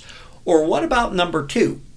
If he's concerned with financial gain, maybe he really wants to sell books. So if he finally came out and said, you know what, I began as a Bigfoot researcher, I really believe this is Bigfoot, then any of his fans who were reading because maybe they thought it was the alien abduction angle or the time slip angle finally says, you know what, this is just a Bigfoot guy, I'm going to stop reading. Or maybe number three, it's because David Paulides, can I say this on the air? Is a gigantic tool. So do we have time for my own personal David Paulides story? We do. And you can have the Cozza Law Group advise you on whether or not to keep this in the final broadcast. So as some people know from watching the show, I've presented at a number of MUFON state conferences over the years at Pittsburgh and Philadelphia. By the way, quick aside, not to flex on the show, I just got invited to present at the MUFON National Conference, which is in Cincinnati this year. Thank you. When? It's August 24th, 25th, 26th, 27th. So one of the frustrating things is they scheduled the darn thing right when school was starting back. So they basically are like, yeah, we told the director, you can't do that again because you're going to lose so many young people. Right. But I'm actually doing the astronomy training. So right on. Yeah, so that should be pretty cool. That's exciting. So I got to meet David Paulides. It was one year, I don't think I was presenting at this conference. It was in Pittsburgh. They had brought him in. And this was probably 6-7 years ago, but Paulides was already a name, so people were pretty excited to see him. So as soon as the dude came in, I thought, okay, fame is already getting this guy. You have this vision of this grizzled police detective. He comes in a couple $100 affliction jeans. Oh boy. Everything is manicured, everything is on point. So when he started to take questions, I kind of wanted to show that I was a fan and I respected his work. So I asked him something that showed up in the first Missing 411 movie. Prior to this conference that Paulides was at, I watched the movie, and honestly, I was a little bit disappointed. They didn't show some of the more extreme cases. That younger couple they showed, it was a really sad case. They were vacationing with their young son, I think his name was Dior, their son Dior, and they were with the mom's father and then one of his friends. But as they show the case in the movie, it could have been a number of things. The little boy disappears, but it turned out the grandfather was super shady, and the friend he brought with him was super shady, and then the parents were a little bit shady. So I thought, I'm going to ask a really good question. So it became time for Paulides to do the Q&A. And I raised my hand because it made me think of, if any of you are familiar with the X-Files movies, the first one was awesome. The second one wasn't very good because it was almost just a modern serial killer movie. They tried to make money to make it more appealing to a massive audience rather than just that niche. Right. So I asked David Paulides, I said, hey, I watched this movie, and I said, it was good, but the disappearances you covered weren't some of your more extreme ones. Was that intentionally done so that you could bring this to a wider audience? I thought that was a fair, respectful question. Well, Paulides gets all jacked. He goes, why? Why do you think any of those cases were any less unusual than any of the other ones? I said, well, they weren't cases where somebody disappears and showed up a couple mountain ranges over. He's like, no, you're wrong. All of those cases were just as unusual as the other ones. So he really went off on me. I think, man, what's with this guy? So later on, since I'm pretty good friends with the conference organizers, we're sitting at the dinner that night. And so Paulides is at my table. I'm thinking okay, maybe I just caught the guy at a bad time. Maybe he'll be super cool in person. Entire time, and I understand there's only 6 of us sitting at this table. It's not a huge table. Whole time, Paulides won't even look at me, won't even acknowledge that I'm at the table. So I'm sitting beside his girlfriend or his wife, and she was super nice, super nice. And I was just going to ask him, like, hey, what type of child finders do you recommend? Because we had talked about airplanes and ships having transponders. They basically make personal transponders that you can wear. And if you read any of his books, he totally recommends them. Like, don't go out in the woods unless you have one of these things on. And I mentioned it to his wife, and she was super sweet. She's like, it's okay. David just gets overwhelmed at these things. I'll ask him after the fact. Just give me your email address. He'll email you his recommendations. I was like, all right, cool. Like, maybe I just caught this guy at a bad time. Like, maybe the guy's super cool. Yeah. So then, like, a couple weeks pass. Finally, to her credit, she emails me. She goes, I talked to David. David won't give you a recommendation. He said just read up online and make your own choice. I was like, oh, Pilates. What the heck? You put him off. That's he a was Seinfeld like, moment. He was like, don't question my choice of Oh missing my people. gosh. Like, So, I mean, on one hand, I totally respect this guy's research, but oh my gosh, meeting this guy in person, like, He's a tool. David Pilates thinks David Pilates is a super big deal. So for anybody watching or listening, just be careful if you meet him in if you person. look at that picture, he kind of looks like he Well, thinks we'll never he's a get big David deal. Pilates And on this. I know. how long ago was that exchange? I would say it was probably like 6-7 years ago, Okay. and that was before like he even got like bigger. Well, I was So- going to say, if it was like recent, I was saying he's still wearing affliction clothing. He's definitely a tool. Oh, yeah. Yeah, I thought about that too. So some possible culprits. Side Now- note, though, Yeah. I do like affliction clothes. I figured that you All right, would. sorry. It's okay. I'm sorry. They're very shiny. Okay, Still? kind of. Look at So some possible culprits. Now these ones are not from Pilates. Now I will say, I'll bring up a year or two ago, he finally broke rank and wrote a book about one of these, and I'll point out which one in a little bit, but this is basically like me chiming in here. So could it actually be Bigfoot? For starters, this is where Pilates begins his research. There are a surprising number of stories of people being taken away by Bigfoot, and then some of them are returned. And as I mentioned, there are a number of accounts about Bigfoot actually being multidimensional. There are even a surprising amount of cases about Bigfoots and UFOs being together.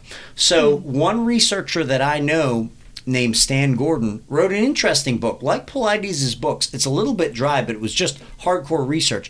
It was called Silent Invasion, the Pennsylvania UFO Bigfoot Phenomenon. And it turns out back in the 1970s into the 80s, all around this part of the state, the Pittsburgh area, there were a huge amount of UFO cases that also involved Bigfoot. And they went over into Ohio. Some came as far to the east as Altoona, where I live. And in a number of these cases, for example, eyewitnesses would see Bigfoot disappear into a grove of trees. Then a few minutes later, they'd see a UFO take up out of that grove of trees. Or on the flip side, people would see a UFO, it would depart, they would go out to the area the next day and they would find Bigfoot footprints. So stories like that are fascinating to me because it kind of shows if Bigfoot is real, there's a lot more to it than just like some undiscovered species of ape. So number 2, could it actually be alien abduction? So notice in a lot of these cases, body disappears, then it shows back up in an area that's already been searched, or it'll show up in a mountain range, a couple mountain ranges over. So could an advanced civilization be collectors? Now brace yourself, this is one of the more terrifying series of UFO drawings you will ever see. This comes from the scariest book I have ever tried to read on extraterrestrials. I got it out of the Altoona Public Library, and full disclosure, even me, with as desensitized as I am to UFOs, I could not finish it. It was called The Watchers. And You it brought was, this up before, didn't you? I probably have. Okay. Now you yeah. get to see some actual drawings from it. This was a series of hypnotic regressions from a woman named Betty Andreasen, who was an experiencer. Now, up top, you see a painting. This was kind of terrifying. Her first abduction, she was not alone. She was with multiple family members. It was not even nighttime, and she claimed that the whole rest of her family went into a state of suspended animation. The aliens, described as grays, essentially came right through her doors and walls and took her away.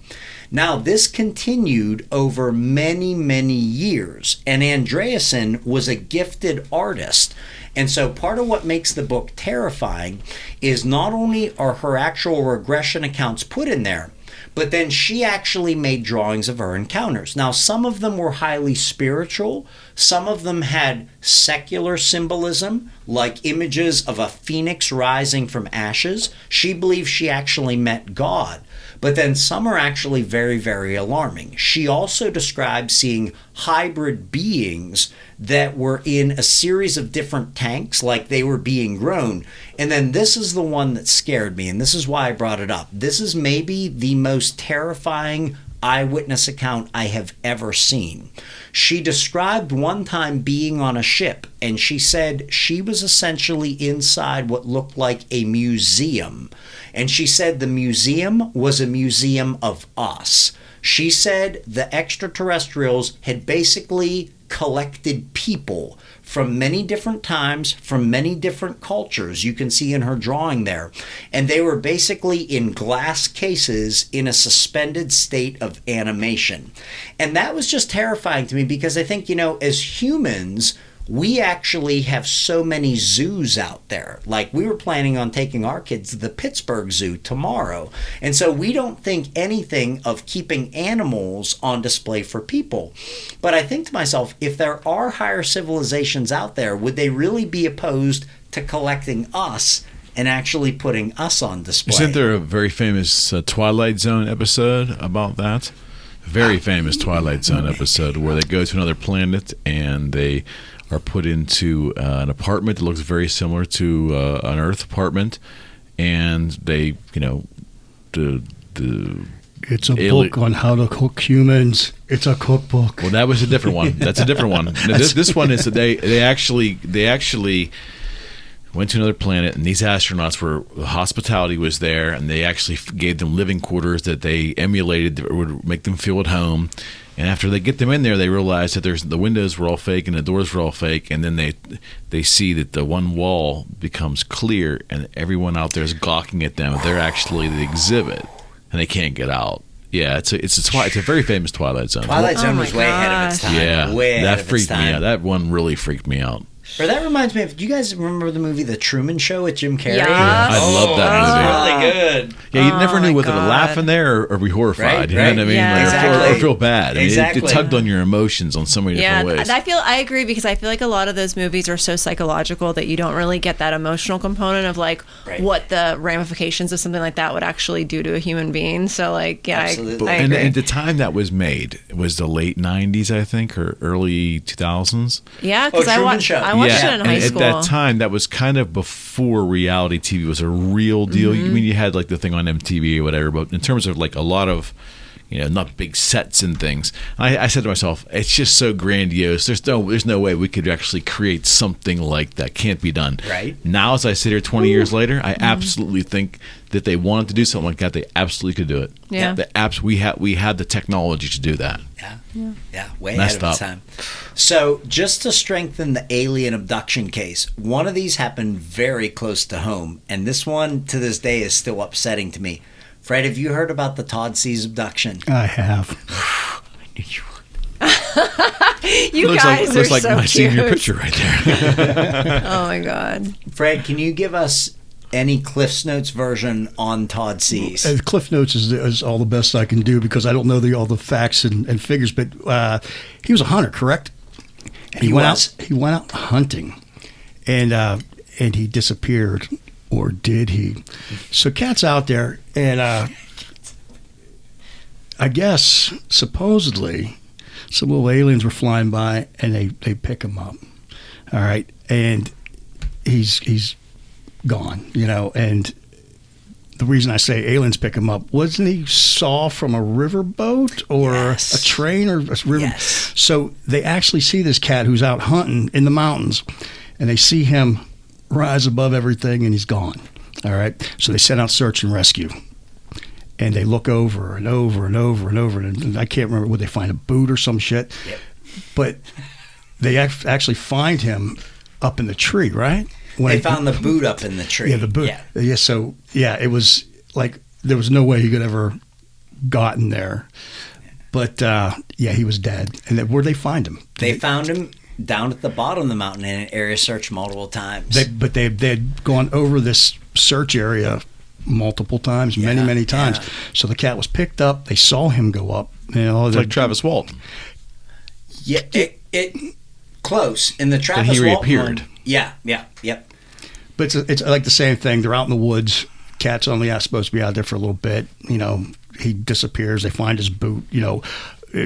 Tall Todd trees. sees death. Yeah. That's I was thinking. I was just gonna comment on the same That's thing. Like freaking me his, out. his name is like even like His freaky. name is yeah. Todd Sees. Yeah. So this was 2002. Now, Northumberland, Pennsylvania, if anybody has ever been to Knobel's Amusement Park, which is amazing, it's one of our favorites. It's in that part of the state. It's near Sunbury. So it's kind of like eastern central Pennsylvania. So you can see he was a younger guy. I don't even think he was 40 yet. And part of what's alarming is he was doing something that so many men throughout Pennsylvania do. He was just out scouting for deer. So he's a family man. He had young kids at home, and they lived down at the base of Montour Ridge. And I believe it was on a Sunday morning, so hunting season wasn't in yet, but he got on his quad, told his wife he was just going up the ridge to scout for the upcoming deer season, never actually returns. So a search party goes out later that day. And so then the body mysteriously appears near where he disappeared days later in a site that had already been searched multiple times. He leaves fully clothed. When he's found, he's nearly naked. He's only found in his underwear. And then as Fred alluded to, Fred was exactly right. One of his boots was found up at the top of the ridge in the top of a huge tree. I think the boot was 50 to 70 feet high. And I always, tell students if I do share the story, because this is a tough one, I say, back in the day, like I played college baseball for a couple years, like at my peak, I could throw a baseball about the length of a football field. Right. But that's a baseball. It's small, it's aerodynamic. To take a heavy hunting boot and to try to chuck that thing straight up 50 to 70 feet high in the top of a tree, you'd never actually be able to do it. And that's what was found, the boot in the top of the tree. He had to be lifted up. So what's really weird is how the authorities actually respond. And I have researched this case a number of times because, little side story, in MUFON, Pennsylvania, Mutual UFO Network, this case is highly contentious because once you get into MUFON, there's some politics involved, and some of the bigger names do not like each other. So the man that actually made his name by researching this case is not liked by some of the other people. So when I would bring this case up at MUFON, sometimes people would be like, oh no, like that's crap, like that, that wasn't crazy. They found that guy from the start. So one time I was together with some of the MUFON bigwigs, and one of the guys was a current police officer and said, hey, I know so-and-so over there in Northumberland. Why don't I give them a call right now? And the guy's like, yeah, just call them. They'll tell you the whole thing's crap. So he puts the guy on speakerphone, the police sergeant in that area, and the sergeant's like, yeah, that happened. He's like, we don't know what actually happened. So if you read online that this was total garbage, like I actually heard live from the man in charge out there, like, yeah, what you read was actually true. We don't know what happened. So the FBI descends on the scene after the body is found. And then here's the really upsetting part. They wouldn't even allow the family to see the body for weeks. I had read that they took the body to nearby Letterkenny Army Depot. So right away, like I try to put myself in the shoes of Todd Sees's young wife. Like you just found out your husband disappeared and is now dead. You have no idea why. You are already a widow before you're 40 years old. You know that you have to raise your kids on your own. And on top of that, the FBI won't even give you closure. They won't let you see the body. Black military helicopters appear, but interestingly, only after the body is found. So they weren't actually part of the SAR efforts. The body itself, what I read online, the FBI and the gall of them to insist to the wife that she have a closed casket funeral. So people were never given closure to be able to see his body. Now, initially, the police ruled it a cocaine overdose. Some people speculated that Todd Sees was going up the ridge to meet his drug dealer. And I sort of say, you know what, like, I've never done drugs. I'm not in the drug culture. But the idea of telling your dealer, hey, get up early Sunday morning. Let's go way up to the top of this ridge. I'll drive my quad up and let's do the deal right there. Especially for cocaine, I just feel like it's not that type of a drug. Right. You know what I mean? I That would just agree isn't- with that. like the branding just is way off here. It's like cemeteries or like back rooms in a bar or something like that. Not that I know. Like, or a disco tech. Or disco, yeah. Plus, the autopsy that the police were actually allowed to do, there was no sign of drugs actually in the autopsy at all. And so, as Fred, So where did they like say that they came up with this anyway? Like, what was their like official like how we came up with this theory? From what I read, the police basically said that it was a drug overdose, but then the autopsy results came back and they're like, oh, sorry, our mistake. Like, I guess it wasn't a drug overdose. So to me, you know, it speaks to being heavily pressured to say something, because from what I read, the police genuinely tried to do an investigation, but anytime you're at the local or state level and then federal agencies or law enforcement come in, they automatically overrule it. There's nothing you can actually do. One of the things that's with a lot of these 411s is the FBI rarely gets involved. At the very beginning of it, you have to hit a certain criteria, even for kids. So because they don't list adults as missing, you know, the FBI you know doesn't do it. So for the FBI to come out for this, I mean, something there were certain special circumstances. Right. Yeah, absolutely. And so, as Fred alluded to, there were multiple eyewitnesses, farmers and then fishermen on the nearby Susquehanna saw a UFO that morning and said they saw something, they couldn't tell what, something was actually pulled up into a big light. So there's Montour Ridge, there's where he disappeared. You can see how close it is to the Susquehanna. So I found different maps because this is pretty well known. So you see the seized property, it's at the base of Montour Ridge, and then he disappears up at the top of Montour Ridge, but it's clearly in view there of the Susquehanna. So interestingly, as far as I know, Polites has never actually investigated this one. I think people have asked him about it, and he said, no, it doesn't meet all the criteria. But from my end, I think it definitely does. It was a random disappearance. Bloodhounds wouldn't track. The body was later found in an area that was searched multiple times. No trauma, no abuse to the body. You've got potential cover-up and then linked to a UFO activity. So that was a pretty wild one. Did his wife ever get to see the body? Like, I know they said that it had to be a closed casket, but was she ever allowed to? That's a great question. Now, from everything I've read, and there's a lot of skeptics in MUFON that say, no, that was reported wrong and everything like that. From everything I've read, they never allowed her to really see it for an extended period of time. And they insisted on a closed cast. Somebody must have seen it long enough. Like, I believe the police did an autopsy to confirm that there weren't narcotics in his blood, but they were not allowed to see it. So that's a pretty upsetting one right there. No doubt. So some other possibilities. What if it wasn't getting pulled up by aliens? What if it was getting pulled down by aliens? And so we could get into this a little more next time if we talked underground bases. But for anybody who's into ufology, there are not just the legendary gray aliens out there. Yes. So that first shows up in, was that Journey to the Center of the Earth, I believe, Jules Verne. That was my nickname when I was little, by the way. Sleestack? No, Jules Verne. Oh, okay, that's way better. Like, wow, that's very degrading. That has nothing to do with your name. Sleestack, your nickname. Growing up. I don't even know what that means, so hopefully that's not a derogatory Land of the thing. Lost, Yeah, Hanna-Barbera, right? 70s. Look it up. They're right there, the Sleestack. Okay. So Horrifying. the general gist there is that we were not actually the first, that there was either another advanced species here first, or not all the dinosaurs went extinct and actually evolved and got more advanced.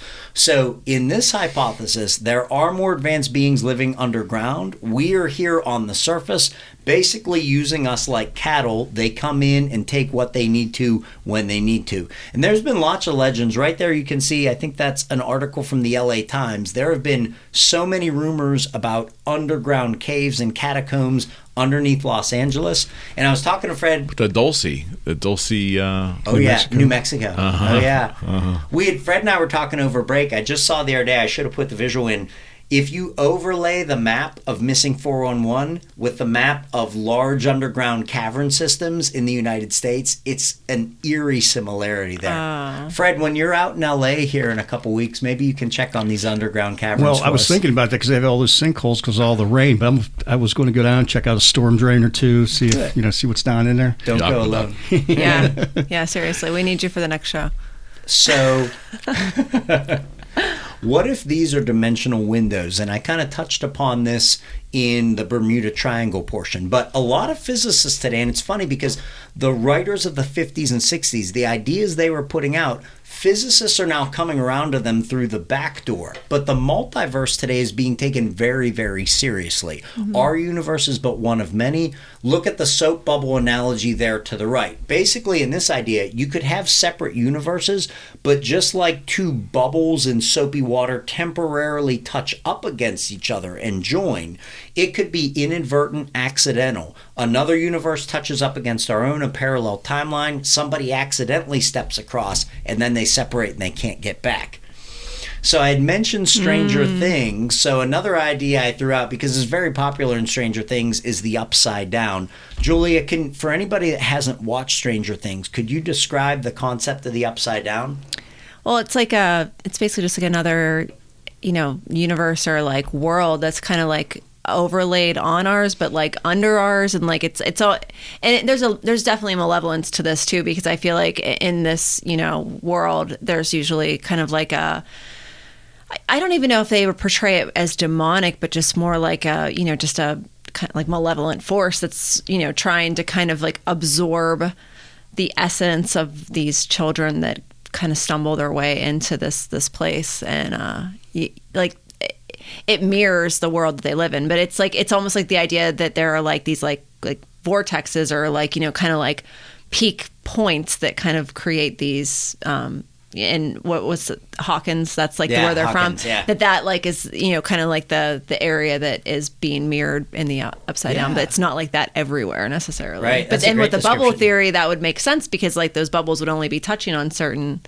spots, right. So like when I think back to Bermuda Triangle, the pilot's describing, I'm over this island, the shape of the island is right, but none of the stuff is actually there. It's, this idea I kind of threw out because Netflix made it popular. It's pretty similar to Idea 4, but basically the idea of a parallel world line or a reverse polarity one from our own.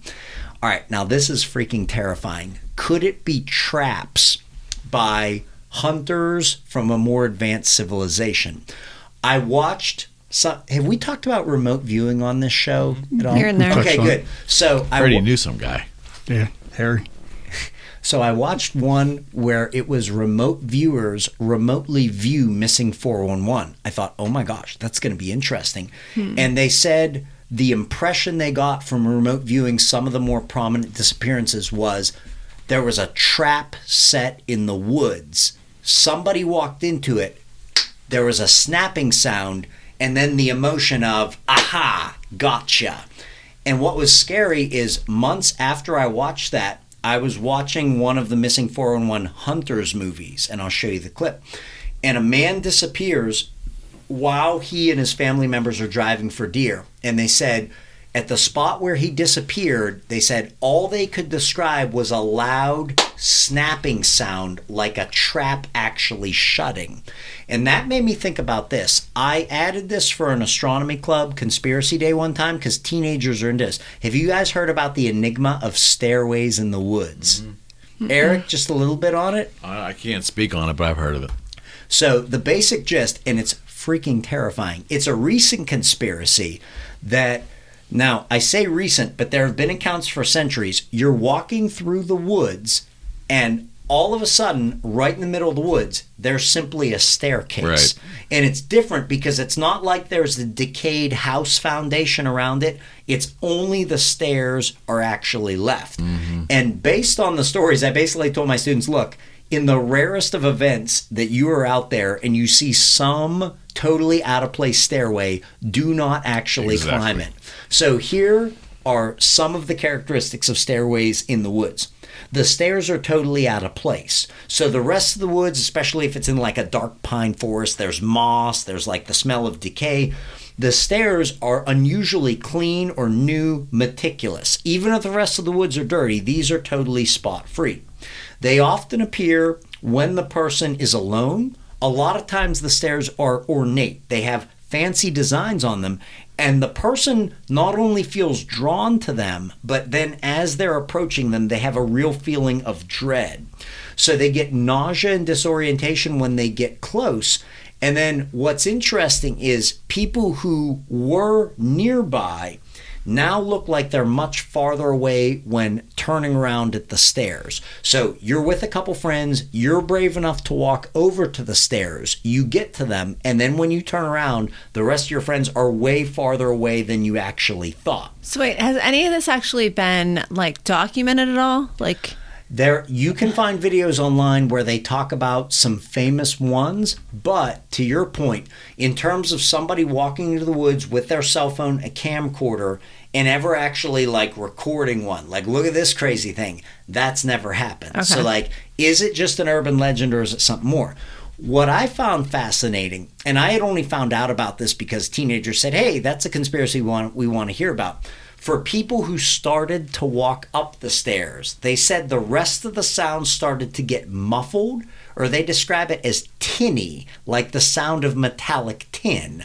So similar to what we talked about with Bermuda Triangle, everything around you starts to get muffled or different. And then witnesses describe when they start to get to the top, the sound was coming to a point, almost like a convergence. Think back to Bruce Gernon. On these stairs, we have similar descriptions of time dilation or time slips. And then people think they're only on the stairs for a couple of moments. But for those who are wise enough to step back off the stairs, according to stories from history, a long period of time has actually passed. wait a minute. Okay, when has this been happening? Like, is this a new, like, what? How are young kids even familiar with this? Right. So that's a great question. This is one of those things where if you look back through history, there are historical accounts dating back hundreds of years. Okay. But teenagers are just getting into it now on social media. Okay. So it's kind of like... So this isn't something that's being purported as happening recently. I think if you read up on it, there are modern accounts, but there's an ancient component. It's basically getting attention now because teenagers are into it on social media, so it's being talked modern, about. like, as in, like, the last 10 years, or, like... Yes. Okay. Yes, Because like I feel like, modern to me, times. like, the reason this, like, struck me is kind of like, because I'm like, if this just started happening recently, like, every kid with a cell phone would be videotaping it because they would all have a cell phone. Well, you know what's interesting, and that's a great point, and I think skeptically we could say, you know what, maybe a lot of these are urban legends, because today, why aren't people filming it? But Well, if it happened a while ago, then and it's just getting popularity, then that makes sense. But if they're saying it happened, like, recently, like, what kid that's out in a group with their friends doesn't have Right. their cell phone and wouldn't... all I can counter with is from being a MUFON investigator over 7-8 years. You get really good cases, and a lot of times you're like, did you try to record it at all? And a lot of times people are like, you know what? I just didn't think about it until after it was already over. Or they try to record it and their cell phone goes dead. Or they Okay. try to record it and it's inconclusive. Now, I didn't want to diverge too much in stairways into the woods. But my point in bringing this up is this an example of a trap that's actually being set out to entice human beings? Because us as humans, we trap animals. We leave lures and baits and food for animals, but we never really think about the possibility of other civilizations doing that for us. So there are some famous ones to what you had asked earlier, Julia. There's some in Cambodia, Italy, the United States. You can see this really is a global phenomena. Mm-hmm. There's even one in the Philippines. This is pretty terrifying, called the Staircase of Missing Time. And so a man climbs it. He meets an unfriendly dog. He thought he was only gone a few hours. When he returns home, he realizes he had been fired from his job and his wife had remarried because he was gone for 5 years. Right. There's even actually a story in the Old Testament of the Bible, and I forget whether it's in the book of Job, but they send a kid out into an orchard or a vineyard to get food for dinner. Kid doesn't come back. Later in the Old Testament, the kid comes back, and the people are like, oh my gosh, who are you? And they realize, oh, you were that kid. You disappeared decades ago. So even in the Old Testament, there's actually something about that. When did that Philippines one supposedly take place? Like, what year? Around about? I forget. Okay. I was Yeah, just curious. it's definitely modern times. Okay. So just to kind of wrap this up, just to try to give the more skeptical aspects, could some of this have been foul play, or could it have been sensational research? So some of the cases do have characteristics of more standard homicides. And think about natural parks, especially out west. They're rustic, they're beautiful, but a lot of them have steep drop-offs, ravines. Some of these things are in rugged and remote terrain. People are out there hiking by themselves. Polites also does have his share of critics. Not just me, who met him personally and was rubbed the wrong way, but a lot of people are not totally fans of his research. For example, one thing that caught me in his first book, even though it's Missing 411 Western United States, he says, there are so many disappearances in Pennsylvania, I could write an entire book just about Pennsylvania. And me, as a parent of 4 young kids, I'm thinking, oh my gosh, that's terrifying, because we love the outdoors. So I started to separately research all these missing 411s in Pennsylvania.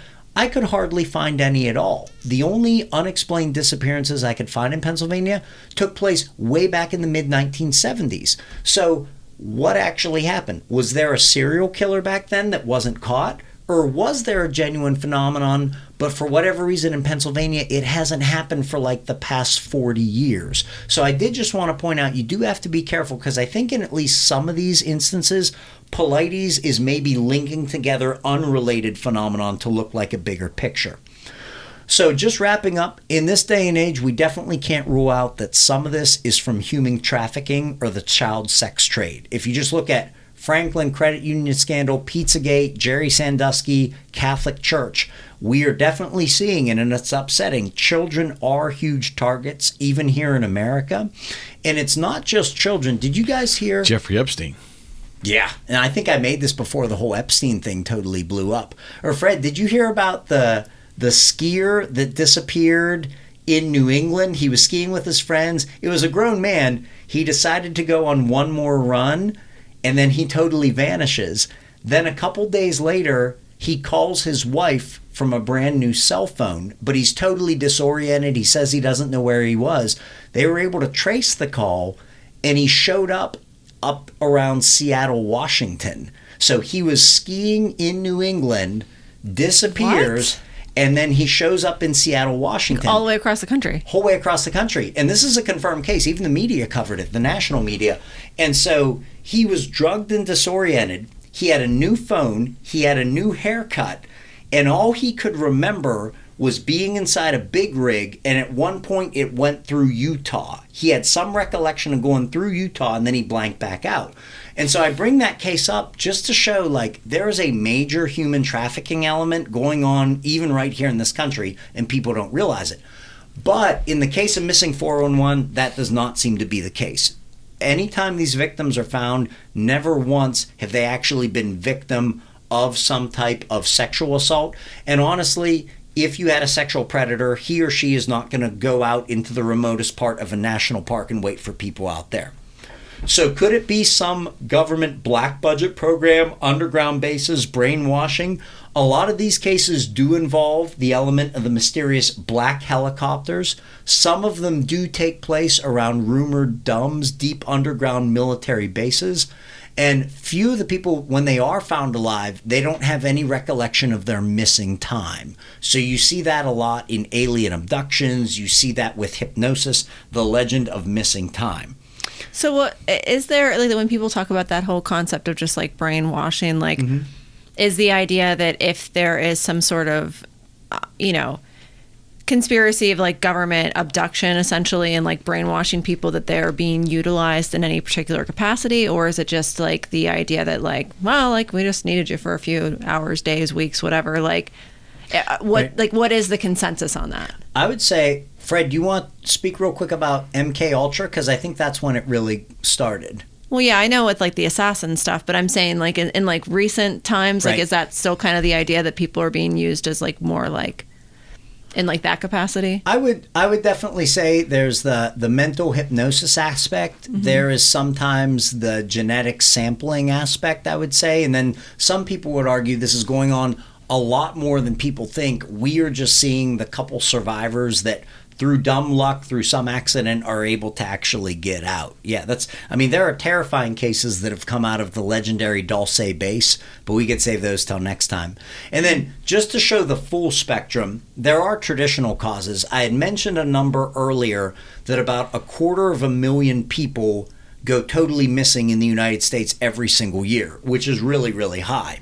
But understand the actual number is even higher. Millions of people are reported missing every year, but at least for child cases, it could be abduction from a family member if a husband and wife have a custody dispute, runaways, or a lot of times a family will report a kid missing and then some other family member had him or their friends had him. But then the mistake they make is they don't call back in to close the report. Right. So you have all these out there. So 99.99% of missing children cases fall into these three categories. So understand with missing 411, we are talking about the fringiest of the fringe, but it's also very, very alarming. And she said it was hopping from tree to tree. That was a pretty terrifying one. She was actually hunting deer by herself, but she was an experienced hunter, in a tree stand in Ohio. And she lived on the outskirts of a town. There was a high school football field nearby. It was late afternoon. It was archery season. And she said all of a sudden she had a chill go up her spine and she got goosebumps because she said everything around the woods suddenly got totally quiet. She said the birds stopped, everything just came to a stop. And she said swinging through the trees in front of her, she could see basically a distortion, almost like a mirage. Like if you're familiar with Predator movies where the predator's invisible and you can just see the ripple, that's what she actually saw. And while that was going on, the nearby high school band that was practicing on a football field had a UFO sighting up in the sky. So it is, in my personal opinion, sorry, David Pilates, I think Missing 411, The Hunters, is not only done a lot better, but it gives a much more genuine look at the true strangeness of the Missing 411 phenomenon. So I would highly recommend it. Wow. Yeah. So just kind of wrapping up. So even though the overall number of weird cases might be 0.01% of the disappearances, there's what Charles Fort would have called back in the day a level of high strangeness. There's multiple links to other paranormal phenomena. You've got things that resemble alien abductions. You've got Bigfoot. You've got disappearances that seem like the Bermuda Triangle. And then me, I always put myself in the shoes of the grieving families. I think, I've actually read it is worse to have a loved one just completely vanish without a trace than a loved one being killed. And initially you might think, well, how could that be? There's still a chance. But as the years pass, there's no closure. There's zero closure at all. So they just have no idea what happened. And sometimes what's super frustrating, the authorities, the law enforcement who you should trust, they almost seem like they're there because they're complicit in the cover-up. And so it's really a strange phenomenon. So, props to David Pilates. Even though my in-person experience with him was very negative and that disappointed me, I do think the actual research is interesting. And had he not started to connect the dots, who knows how many years it would have taken until somebody did. For sure. Huh. Interesting. This was good. Yeah, this was a good one. Yeah, this is a really good one. Yeah. You're right. It was good. Yeah, it was really good. When I was in the hotel room last night, I was like cobbling together like different parts of different presentations. I was like, this might be the first one that falls flat. I don't know if we have enough. But like we started at like 4:30 here. It's almost like 7:30. And it's worked out really good. Yeah, this was a good one. I just feel bad though. I feel like I really like coming here to just like talk to you guys. We do. Though. Yeah, we do though. But no, I like to hear you talk I'm about to say it. we're here to learn. Like, we're like, it's like having like kind of, a little bit of like an in-studio audience and like, what a like classroom kind of, you know what I mean? But at the same time, like, I agree. Like, I'm glad that I didn't know anything about like, and so like what's 401, is that like is that the code for missing persons? Yes. Okay. Great question. That's kind of like, and I didn't know that going in. So I figured we were going to talk about something with relation to missing persons. Yes. But like, I feel like that's the fun part too, is that like, for me, a lot of times I don't have time to go through this and I'm not the expert that Fred is. Like, I just like to listen. No, but this is that's part of why I ask so many questions, because it's like I don't know, like Fred has a lot of downtime on tour buses. Yeah, same too, man. That's exactly it. Yeah, no, that's awesome though. You're obviously using it for like the right stuff. Yeah, so to your point, the code 411 already existed, so Polites basically adopted that for his book. So now if you Google missing 411, it's all out there. And I'm glad you brought it up, because he's written a number of books. There was Missing 411 West Coast, then East Coast, then he went global, then he did Hunters, then he did, I think, Land, Air, and Sea. Now, the reason I bring this up is he just did one. His most recent book is based on the alien abduction phenomenon. And for him, I haven't read this one, but this marks a real departure, because he has really tried very hard to almost frustratingly go out of his way to say what's not doing it. And so why he did this is interesting. You could go with the argument of, well, he's running out of things to write about, so now he's just going to pick one thing to start selling those books. Or you could say, you know what, maybe deep down inside, after his years of research, he really strongly believes this was more alien abductions than anything else. So now he's finally, now that he's established, saying, okay, now I think it's this. Here's my why. theory. So I haven't read that one yet, but I'll probably grab that one. It should be pretty good, I bet. Interesting. So I knew a lot of this. I mean, because again, I read bits and pieces of things, or if something catches my eye, and I've heard a lot of these examples, which are, you know, the kids in the woods and stuff like that. And yeah, you hear some of them say, you know, well, a Bigfoot took care of me, or a monkey took care of me, or a bear took care of me. Right. Or you hear, you know, the kids say, you know, I was just lost, you know. Yeah. But a lot of these things are crazy, because these kids are turning up exactly where they shouldn't be. Right. And I think, well, I mentioned to you earlier, I think there was like a clip of, I guess maybe it was Missing 411, where it was a farm. Did they find that kid? I think I know which one you mean. I think it was like an older one. The guy's old now. Yeah. But he was right there with his brothers, and the mother called him in for dinner, and he was with his brothers. They were out in the barn doing something, and the brothers went this way, he went that way. Yeah. And they searched for him for like forever. And he was nowhere to be found. But then they found him like 9 miles away, like up a mountain. He was alive. How's that possible? Well, he was alive. But the thing is, he covered this ground in less than a day. A toddler. He was like a kid. Yeah. But if I'm not mistaken, if that's the thing, they kept like his clothes from where it was, and he had no recollection of how he got there, what happened. But his boots were off. I was trying. That's what I was telling. Because I read up on so many things. I just don't keep all the facts and shit in my head. It's just, you know. Well, I'm glad you mentioned that one, because if you look on the screen, this video, I debated where to show it, but it's basically 10-15 minutes long, but I watched it myself. It's very good. It's still on YouTube right now. Top 10 unsolved missing 411 cases, and that case you mentioned is actually in the video. Okay. And so one of the really curious things is, when these people are found, what they have done is literally completely opposite human nature. As I mentioned, they go uphill instead of downhill. As Fred alluded to, when they find them, they have like taken their shoes or their clothes off. So instinctively, if they're in a cold area walking through snow, you would want to try to put more things on. They've taken them off.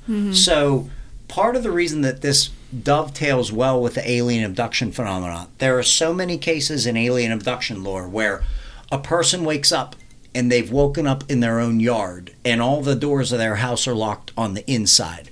Or they've woken up and they are no longer wearing their clothes. Or they've woken up and they're wearing somebody's clothes, but they're not their clothes or anybody's clothes in their house. So when you see these weird things with clothing, or Todd sees his boot being 70 feet up in a tree, to me I wonder, what if somebody had taken them, removed their clothes, done some type of testing, some type of sampling, and then cared so little for that human life, they just dropped them off somewhere, even if it was a couple mountain ranges over from where that person actually was. Right. Whatever thing or whoever is doing this just has a callous disregard for the sanctity of human life and those families that are left behind when you see where these bodies are actually left. It's crazy. Sad in a way. Yeah, it really is. And it's sad too because it almost has sort of killed the innocence of the woods for me a little bit. Like I still hunt, like we still take our daughters to state parks. for sure. But son of a gun, when we're out there, I mean, I've got eyes on them the entire time. There's no more like, hey, just go play down by the stream. Mom and I'll stay here on the blanket. I'll come get you in an hour. That doesn't happen anymore. Yeah, the innocence of children is definitely managed much differently today than it was decades prior. Definitely.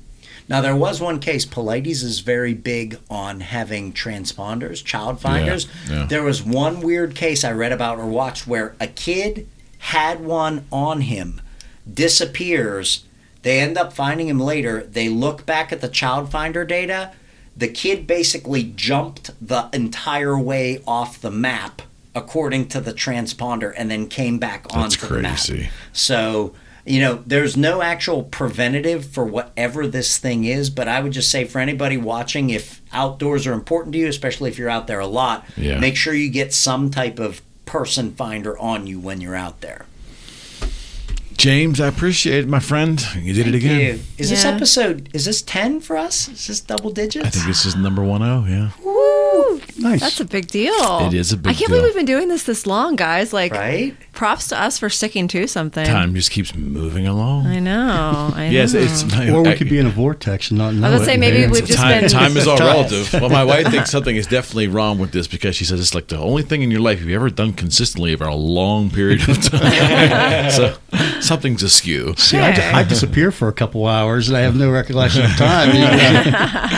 You're a Netflix special all into yourself, Fred. That's for sure. Goodness. That'll happen. We'll do it again. All right. Yeah, sounds That'd be good. wonderful. Next time we'll hash out. We have a 6-person show on the horizon, and it's excellent. I feel like we're just never going to run out of stuff to talk about. No, because the world's so bizarre. Yeah. It really is. And again, how can they reach you, James? Oh, great question. I would say best way is Neil Armstrong Planetarium Facebook or Instagram pages. Just send a message. I don't have like a book out or anything quite yet, but that would be the best way to get a hold of me. Notice that, yet. And also, we've done 10 of these now, so I'd say just go to the Eric McKenna Project website and check out some of the previous episodes. And we are going to be changing the web page. I'll mention it now, where you'll be able to link to our, because we have series within the Eric McKenna Project, UFO series. When Rocco and Cozza and I have a series, and we have the Squad series, so it'll be easily maneuverable. So if you dig the content in one of these series, you'll just be able to make one click and you'll see all of them concisely. Nice. So, Cool. yeah, good stuff. But until we meet again, friends, thank you. Yes. Thank Awesome you. time. Thank you. Good times. Now I'm spooked and I'm going to have I know. nightmares. I know. And we'll see you next time. All We right. are out. Bye.